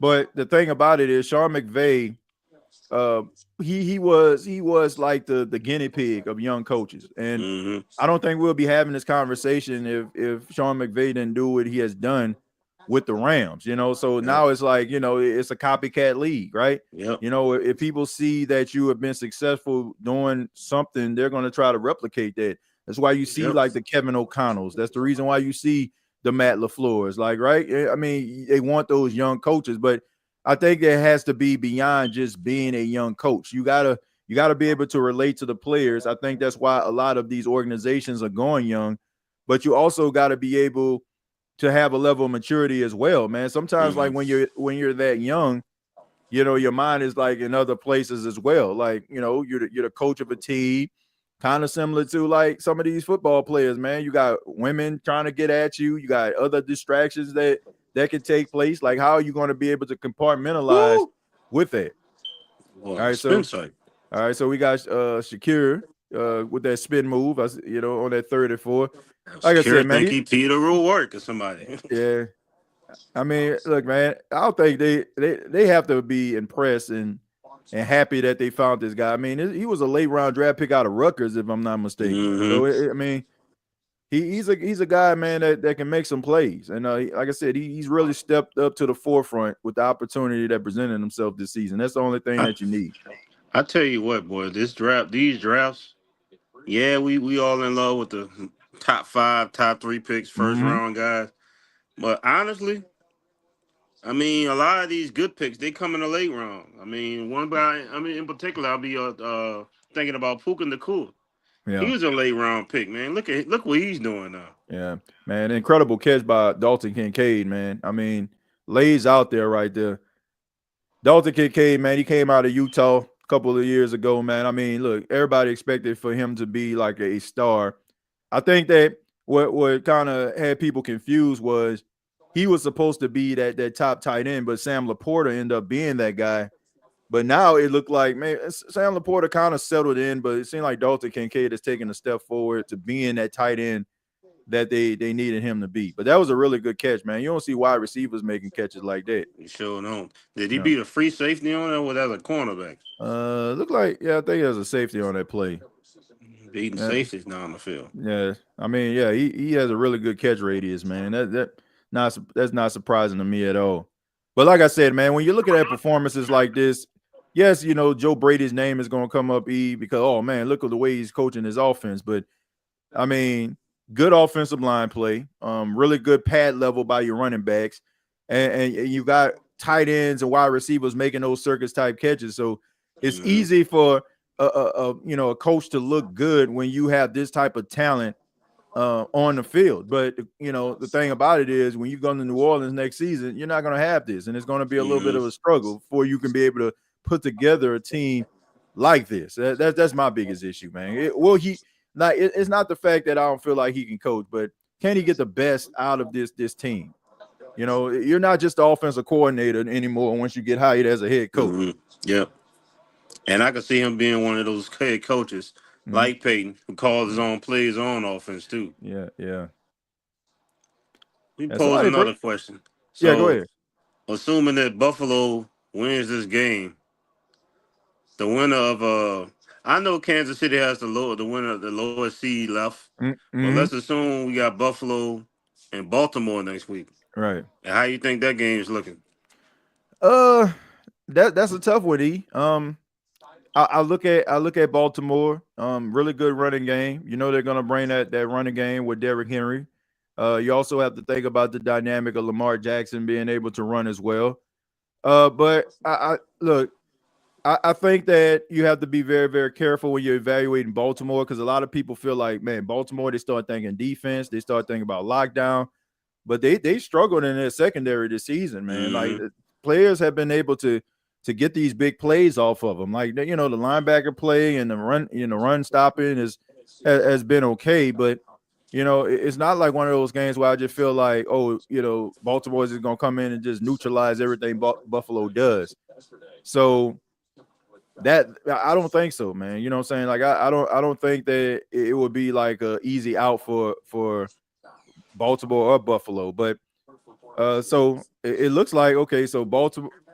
It looked like that's more than likely Baltimore and Baltimore, right. Yeah, Houston and Kansas City. That's what it's gonna be. Houston and Kansas City, and then you got then you got Baltimore and Buffalo. So that should be a good game, man. And you know, the best, but to me, it's going to be a tough game. Ian, here's why: you have two quarterbacks that are trying to solidify themselves. The narrative has been, yeah, y'all can win a lot of games in a regular season. Yeah, y'all can put up some of these numbers, and yeah, y'all can even win MVP. But can you win a big one? Can you dethrone a Mahomes? Like that's what it's all going to be about. And both of these guys have like ginormous chips on their shoulder when it comes to postseason. So I couldn't tell him, man. I couldn't call it, because I think they're both going to lay it all on the line because they understand what this means to their legacy. But it's going to be a good game, man, because I can see both teams like provide a mismatch for the other. And if they can't neutralize the other, then I think it's going to be a tough outing. All right, so here's the pass right there. That pass is caught. Was that the Hollins? Mr. Caveman himself, the guy who never wears shoes except to the game, except when he's on the field. But yeah. But I tell you what, man, I think between Baltimore and Buffalo, the thing about it is defense travels. They always say that, especially in the playoffs. So I think the team that, you know, they can play the best defense and run the ball, I think that's probably who's going to win this game. And, you know, Baltimore got a lot of momentum after running for 299 yards against the Steelers yesterday. Yeah. And this game going to be in the, you know, it's going to be in the elements. I mean, they're going to be in Buffalo once again. since Buffalo got that advantage. Who Yo, knows? It might snow, so you just never know. Yeah. I mean, if it's in Buffalo, they definitely gonna have the advantage. Being on another home game. But let me let me throw this one at you. E. Timmy Spears says Sean Payton gonna fire Vance Joseph, who's the defensive coordinator, to hire DA. Do you see that being a possibility? I do. It is. I'd be too, because he worked with Dennis Allen for how many years? Yeah. I mean, he familiar with him. I could see him going and get Taysom Hill after this year too. Yeah. I see that's the one. Taysom Hill with $30-35 million contract or something like that. He's about 34 years old. Yeah, they use some gadget plays, and I could see them getting DA and Taysom Hill on that team. Hey, I'm a little bit of a conspiracy theorist, and I thought about this. I was just thinking to myself, what if Sean Payton recommended Dennis Allen to be hired for two reasons, right? One, he ends up going to another team, and eventually he gonna need a coordinator, and he know that Dennis Allen ain't gonna pan out. Or number two, Dennis Allen would have looked so bad as a head coach if he wanted to come back to New Orleans, he could. Do you think, like, based on like Sean Payton's personality, could you possibly see that being a scenario where he knows that more than likely, I could be out of coaching for a year or two. Dennis Allen gonna be able to coach this team, and he ends up getting fired, right? I can hire him as my coordinator if I'm with another team, or I could get my job back in New Orleans if he like. I don't know, man. Like, I wouldn't put it like, I know that's really far-fetched, but I wouldn't put it past Sean Payton, man. I don't put anything past Sean Payton when it comes to being petty and thinking two steps ahead of individual. Says I called Sean Payton hiring Dennis Allen after he endorsed him for a head coach. Yeah, because he probably knew that he wasn't going to pan out once again. And just because he's not a good head coach don't mean he ain't a good coordinator. We know he's a really good defensive coordinator. His phone is going to ring. His phone's going to ring for somebody to want him to come in. Says, Vance Joseph is gone. Says, I don't know if he's going or not, but if you can get Dennis Allen over Vance Joseph, he gonna get him. He'll take. And the thing about it, Vance Joseph, he's had a good year. Honestly, his Broncos hadn't had a terrible year on defense or whatever. Nah, they were one of the best defenses in the game, but Dennis Allen, Dennis Allen is the elite defensive play caller. Like, you can say whatever you want to say about him, but when I look at like some of the top defensive coordinators in the league, he up there. And here's the thing, like, this is what we talked about. Like, it's one thing to be a coordinator one particular side of the ball versus actually being a head coach. Like, if he just focusing solely on defense, like, I don't think people can touch him. Like, but when it comes down to, knowing like the X's and O's of defense and keeping your head in every single room, the special teams, the offense, like, it's a different beast. So I think if he's focusing solely on defense, like, I think you have yourself a really good defensive coordinator. And honestly, I think he's looked at the way that everybody else looks at him as a top defensive mind. Like, he's going to be highly touted. Like how people look at Ben Johnson as a highly touted head coach, they look at Dennis Allen the same way as a defensive coordinator. That's true. Trizzy, thank you very much for the $1.99, man. Appreciate that. But yeah, man, I think that people, look at him the same way. Buffalo has 198 yards rushing right now. 198 yards rushing. They almost got 200 and 200, huh? I think I seen Josh Allen had 273. He only got 200 yards rushing. I tell you, man, if you can play defense and run the ball, you ain't gonna lose too many games in the regular season, and you really ain't gonna lose too many games in the playoffs. Yeah, they keep doing this formula. I mean, they're gonna go real far. Yeah, it says Houston secondary can slow Mahomes down, but they have to get the sacks. Yeah, look, man, you only can neutralize Patrick Mahomes for so long. They're always going to be in a game. I don't care if Houston comes out and they take a little bit of a lead. Look, bruh, you got to go home and play all 4 quarters to beat Kansas City. That's just what it is. I don't care what the score is. It can be Kansas City, the referee, Yep. the fans, the weather. Right. For real, man. Like, look, you better come to play. That's all I gotta say. Ty Johnson trying to get around the side, breaks the tackle, stiff arms a man. Like stiff arm Riley Moss, but yeah. I should have told him stay in bounds. But I mean, you're up 3 touchdowns. I mean, who gives? Well, yeah, I mean, but it's outside of the 2 minutes. Mm-hmm. So the clock is not going to stop. Well, inside 5 minutes, so the clock going to continue to run. It must got a mercy rule going on. Yeah, but now get us out of here. Yeah, but now like they got their rule. I think it was like within 5 minutes or something like that. Like if you run out of bounds, the clock continues to run. It just stops like I think under 5 minutes, if I'm not mistaken. So if they run out of bounds going forward, the clock is going to stop. Let's see. Trizzy says Sean Payton just endorsed Aaron Glenn too, so I know Mickey Lyon is licking his chops. Yeah, he listens to everything Sean says, even though if it makes him look terrible in the process. And that's the only link the Saints got to Sean Payton now, Mickey Loomis. And until they get rid of him or something got to happen with this dude, they always Sean Payton always just that mystique just always gonna be around the team. Mm-hmm. Man, look at them numbers, man. 4,100 yards for Lamar, 3,700 yards for Josh Allen, 45 total touchdowns for Lamar, 41 total touchdowns for Josh Allen. That's a record for a quarterback, ain't it? 45 touchdowns in the season. 45 total touchdowns. It gotta be. I ain't never heard of a quarterback having that many touchdowns, both throwing and running. And running, yeah. I never seen that either. It's crazy. That man gotta be MVP. Yeah, I mean they probably won't give it to him because somebody said this, and I think it was a really good point. They said when a player becomes a standard, people like start to shy away from giving them accolades, like because it becomes like a part of the norm. It's like if a really good head coach ends up having a really good season, they shy away from giving him coach of the year. They'll give it to that guy who maybe just got the job and now the team is in the playoffs with double-digit wins. I don't think I agree with that. Look, I don't agree if you great, you great. You know what I'm saying? Like, I don't think you shouldn't take like accolades away from a coach just for the simple fact that they've shown you consistently that they're great. I just think that just give them something else they need to hang on their mantle. But I don't know, man. They not doing that with Super Bowls, right? You know what I'm saying? Like they kept on giving them to Brady and giving them to Mahomes and Reed right now. So I don't think you should do the same thing. Like me personally, I feel like Andy Reid should be coach of the year.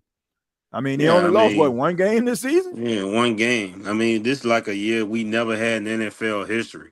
I mean, you got teams in the same division with 14 wins apiece. I'm like, when the last time that happened? Yeah. Never happened. Yeah, I ain't never seen it. I mean, you got a 14 win team going on the road.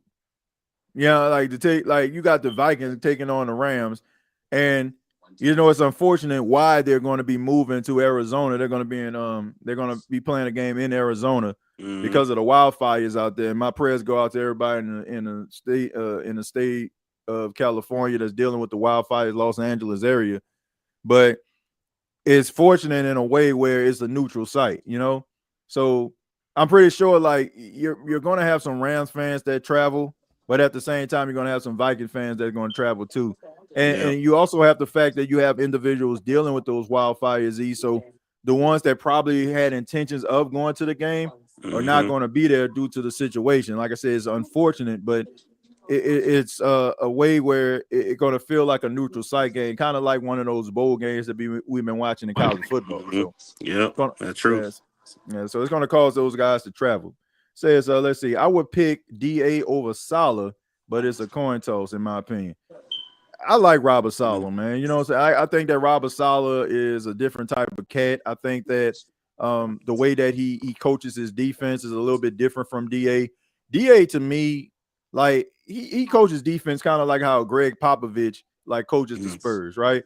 It's more like the fundamentals, right? But when it comes to like Robert Saleh, I think that you see a lot more exotic things happening, and you also give guys the opportunity to kind of like freelance it versus like what DA does. Like, okay, you tall and lanky, okay, man, rush this quarterback. you don't really see too many blitzes. You don't really see too much exotic stuff.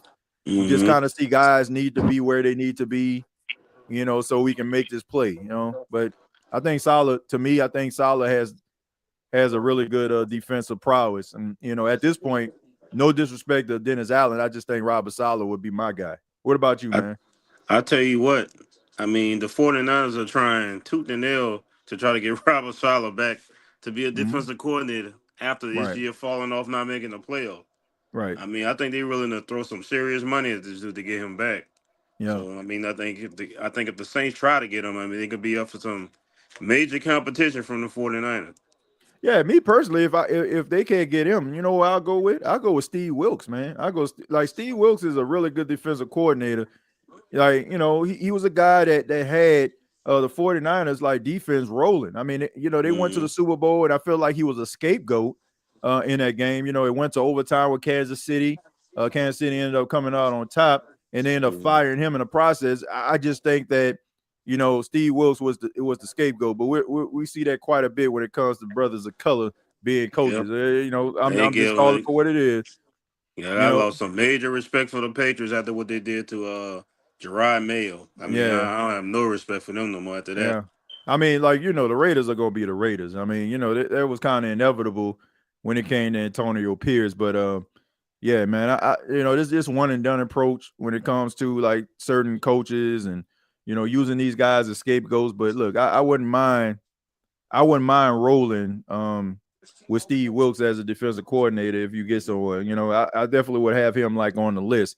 Bo Nix back to pass on the 3rd and 3, scrambles, looks, runs to his left, scrambles to his right, and he is sacked. I heard Chicago was interested in Marcus Freeman from the head coach of Notre Dame, but they said I think Notre Dame saying 0 interest in it or whatever. Yeah. But I don't know how official that is, but that would show something. That's somebody, a young up and coming coach, already got Notre Dame in the national championship game. I mean, they already look a whole lot better than what they looked like 10 years ago when they played Alabama in the game. Yeah. Yeah, look, man, Marcus Freeman to me was the answer to Notre Dame football. I'll just look at it like it is, man. Like you have to like admit that this team, DeMar Hamlin with the pick. Okay, DeMar Hamlin gets the pick, pretty much sealed the game. So DeMar Hamlin making plays for the safety position, man. You got to be excited about that. Taking the shiesty off. Taking the shiesty off, showing everybody his face. Goes into the crowd. Pretty sure. I don't know how that's not going to be a flag, but hey, it is what it is. I don't know how he ended up being no flag. Like, he took his helmet off and the shiesty off. But look, I can understand his excitement, man. The fact that you're making a play like this in the postseason. Man, everybody know this man's journey right here. So the fact that he actually got this interception, should have had another one in this game, man. Should have had another one in this game. He was really close to getting an interception earlier in the game. So good to see. But some people saying the ball hit the ground. I'll tell you what. This better be an interception, man. You taking the helmet off and the shiesty. Like, you better this better be a pick. Get cold for nothing. Said ball hit the ground is an incomplete pass. Like, you did all that, bro. But I completely understand, bro. I completely understand. Once again, man, this is a watch along here. We got about 3 minutes left. Buffalo all over Denver, 31-7. And they hit that ball with I said they were gonna hit him with a flag. Oh, what? He shot. Oh man, I didn't catch it. Man, that man shot. That man is shot. You know more than anybody. She caught a ball or not. Not all the time though. I will say that, like, you don't know sometimes, like, you really feel like that. Like, you probably like, because man, you're only just thinking about what you're actually doing. I think that there are cases where you feel like, you probably caught the pass and you're probably right, but man, sometimes, man, that tape will tell on you. Like, you feel like, oh man, I got my hands underneath, but sometimes those dudes be just as shocked as we are, that they caught the pass. Well, they let me catch it. Let them catch it. All right, so we got Mitch Trubisky up here. Mitch Trubisky, man, like, shoot, I forgot all about him. Still in the league, still going Mm-hmm. strong.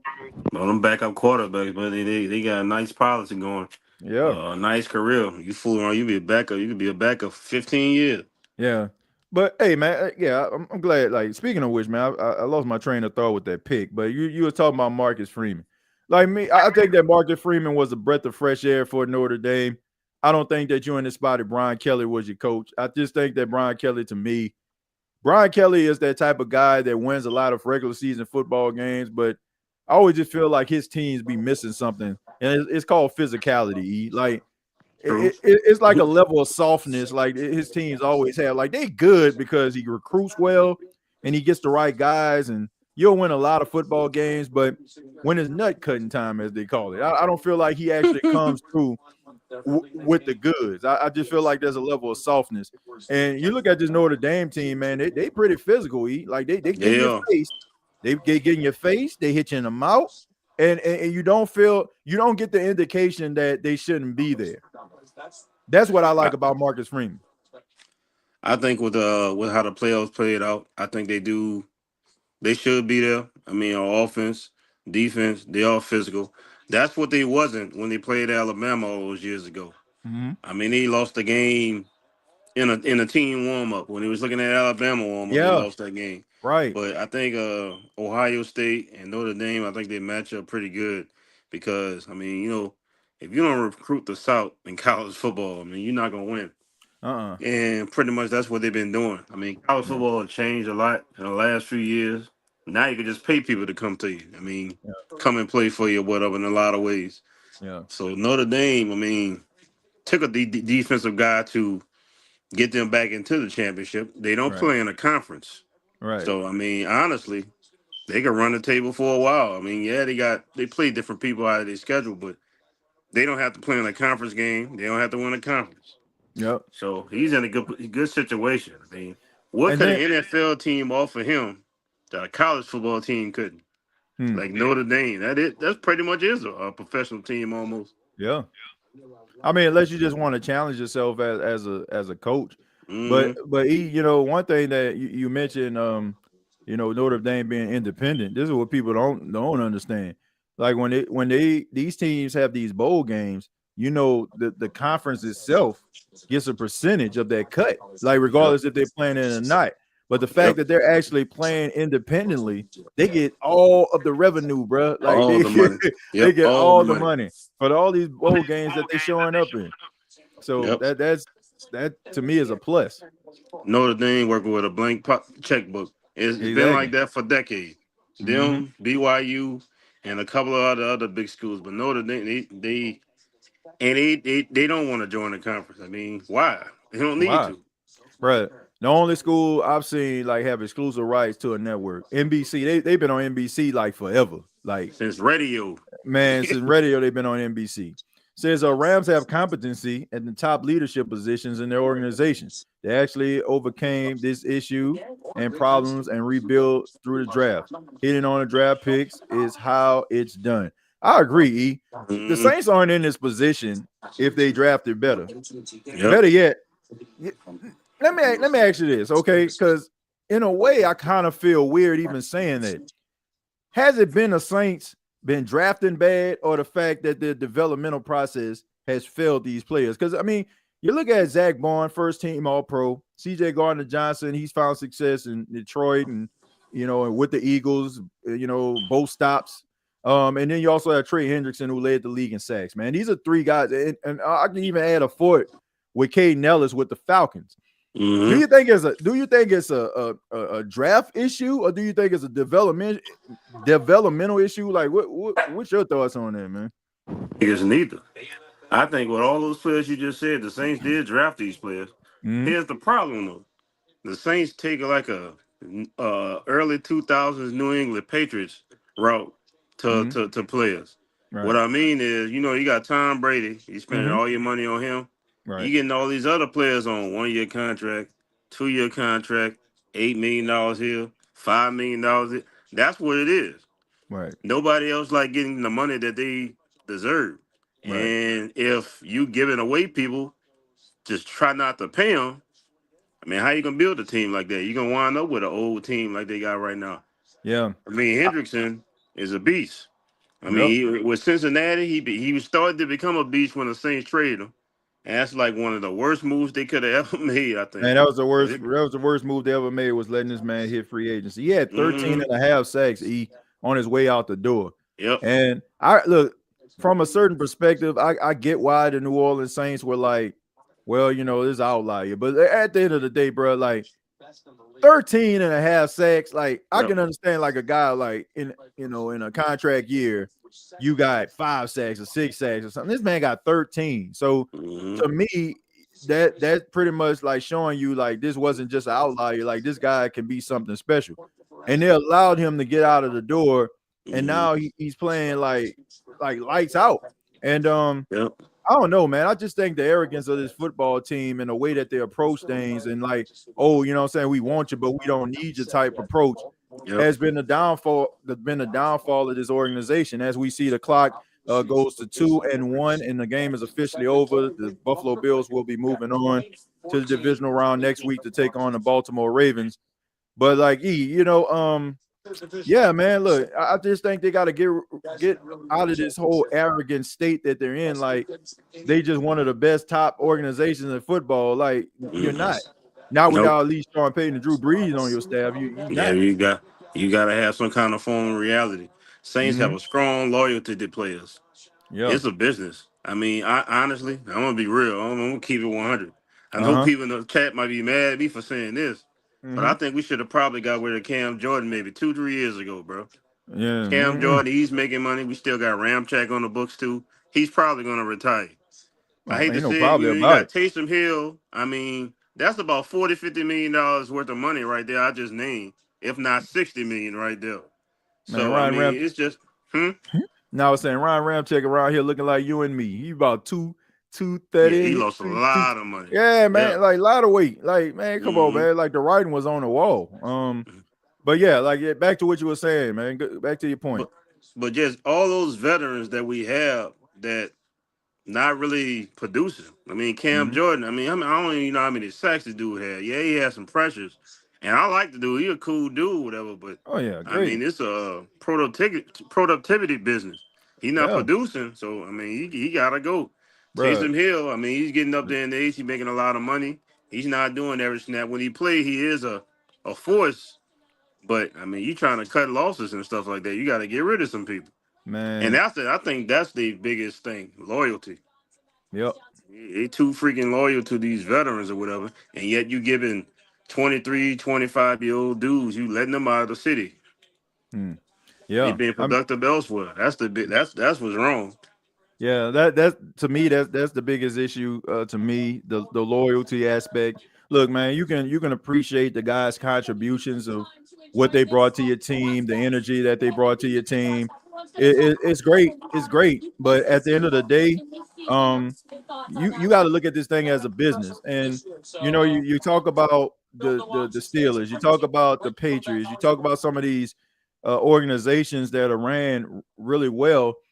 They get rid of these players a year too early than a year too late. And I just think that the Saints have this family environment that they like to create and pride themselves on, but it's also the detriment to this organization because they cling to your heartstrings and when they're here, and you can't make the tough decisions when it's time to let them go. But we're about to go ahead and wrap this thing up. But you got any final thoughts, man? I mean, Buffalo moving on, take on the Baltimore Ravens, and we also see now that the Kansas City Chiefs are going to take on the Houston Texans. Any thoughts on the divisional round next week? That's going to be a good game. Last time those teams played 35-10, the Ravens ran all over Buffalo. I mean, causing Josh Allen to commit a bunch of turnovers, and they ran literally ran right over them. This time it's going to be in Buffalo, but I think it's going to be more of a low-scoring game this time. Maybe the winner might score maybe 23 points or something like that. Right. Who's going to win? I have no idea. The Texans and the Chiefs, I think that's going to be It might be a surprise because the Texans play some real good defense. Chiefs play some good defense too this year. I think the Chiefs pull away on that one, maybe like 24-16 or something like that. But the Baltimore Ravens and Buffalo I don't know who wins that game, but I do know it's gonna be low scoring. You might even be lucky enough to get some snow. Yeah, I like the snow game. Yeah, and then we also have a really exciting game coming up right here, right now. I mean, you got the Philadelphia Eagles taking on the Green Bay Packers, of which we're going to be watching. What's your thoughts on that game, man? I mean, Green Bay, even though their record is pretty good, double-digit wins, they struggled against teams that are high-profile, championship caliber teams. Like, do you think they have what it takes, man, to be able to try to knock off Philadelphia in Green? Well, are they in Green Bay or are they in Philly? I want to say in Philly. They're playing in Philly. Okay, so they're playing Philadelphia. Do you think that Jordan Love and Green Bay can come up in here and have a really good outing in this? Well, like last year, I mean, they played Dallas, and we all know what happened in that game. They won that game on the road. This is kind of different circumstances. I mean, you going into Philadelphia. I mean, they both Santa Claus in Philadelphia, so you're gonna get booed. You might get belted with some snowballs too. Right. But I'm assuming the status of Jalen Hurts from that concussion. I'm assuming he playing. I hadn't heard nothing. I'm assuming if he wasn't, they would have mentioned it or whatever. Right. But I see Philly kind of going in there doing their business against Green Bay. Green Bay is another one of those defensive teams. I mean, they ranked one of the top 10 in defense this year. Right. But I take Philadelphia in this one. I mean, you got Barkley's been running wild all year with these 2,000 yards. Insane, so I bro. think that offensive line gonna try to lean on the Packers and try to shorten this game. And I can see Philadelphia winning this one by 2 touchdowns. Yeah, look, I'm interested to see both running backs, man. Josh Jacobs and Saquon Barkley have had a monster season. Like when you have that other guy that plays the same position as you on the opposite side, you want to show him up, bro. I can remember that game where, Dalvin Cook was having a magical season with Minnesota and Alvin Kamara was on the other side. That was that 6 touchdown game that he had. So, I can see both guys really rising to the occasion. Jalen Hurts, he has some question marks. He was in concussion protocol for a while. Now, I mean, could this have been because maybe Philadelphia didn't want him to be out there, didn't want to give the media and all these other people, like ammunition to talk about him not playing. So saying that he's still in concussion protocol, so we can kind of ease him into the postseason, right? Because we know if maybe he wasn't in concussion protocol, then the story would have been why you don't let him play, why you ain't let him play. So if he comes out here looking bad, man, y'all should have let him play. Y'all should have let him play. So you have that, and also just the defense, man. Like, will the defense be able to stop Josh Jacobs, and vice versa for the Green Bay Packers defense? So this is going to be an exciting game. I think that both teams are going to be ready to play. They're really well coached. Also, and this one I gotta give it to you. The New Orleans Saints. Yeah, you said Aaron Glenn more than likely will be a front runner, but what do you think about the Saints in the draft? With the 9th pick, who you think the Saints should get to try to help this franchise go in the right direction? That's a harder question than the coach question. I mean, first you gotta figure out like what direction what the Saints want to go to as a coach. Right. I mean, but as what they need right now, how confident do you feel in David Carr? I mean, in Derek Carr. Yeah, same 2 person. seasons with the Saints. He's been hurt for 2 seasons. So, I mean, how comfortable do you feel with him? I mean, you got Alvin Kamara out there. I mean, you don't know what the Saints status is going to be, whether we're trying to trade him. I mean, we still got people that are trying to get, healthy. After watching Penn State, I like this Tyler Warren dude and Abdul Carter. Both of them from Penn State. Yeah. I like both of them, to be honest with you. And we could use both of them. Yeah. I mean, you got Jawad Johnson as a tight end, but, I mean, come on now. I mean, you got to have a dog as a tight end now. I mean, you look at Kittle. I mean, you look at Laporta. I mean, you look at all these great tight ends that they have in the league. Kelsey, all these tight ends. I mean, they play like wide receivers now, and they tough. So you get you one of them or whatever. I mean, it's a whole nother ball game inside for the Saints. Bruh, I'm not checking I ain't checking for no. First off, I want to say this, man. I want to make this very, very clear. Abdul Carter to me is not going to be there. Warren, tight end, probably will end up being there, but it's one of those situations, that I don't care what they get. You know what I'm saying? Like, because they need so many different things. Yeah. Like, take your pick. As long as, to me, if you was to get Ashton Genty, I would be okay with it, but that's the only position that I feel like you would question since you paid Alvin Kamara that money. And that's high for a running back too. What the Saints picking at 10? That's extremely high. That's high for a running back. They don't take running backs higher than you. Like if you get a running back in the first round nowadays, to be honest with you, even though I think the value of the running back is going back up. Yeah, you'd be lucky if you get a running back in the first round now. If you get teams taking them like that. Yeah. It's gonna be interesting. They sure need so much. They need a lot. Man, I know it's like it bro. They need it. Like anything you can actually ask for exception, like kicker or punter or something like that. Like don't drive here and try to get no Ray Guy or nothing like that. You know what I'm saying? Like please Sebastian Janikowski or something like that. But like I said, anything other than that, like I'm okay with. I'm okay with the decision. Of whatever decision like you roll with, I'm cool. I really am, man. I am cool with any decision that they make outside of just going with this something that just way far-fetched. But we know where we dealing with the New Orleans Saints, so ain't no telling me. But I want to say thank you all for checking out the State of the Saints podcast, Gumbo Pot Sports Podcast. We were powered by BETUS for this episode. Sign up today, get up to 150% on your first deposit, up to 125% on your second and third deposit, up to $2,000. Use the promo code YouTube 150. I want to thank my big brother EJ for sliding through, giving us some commentary.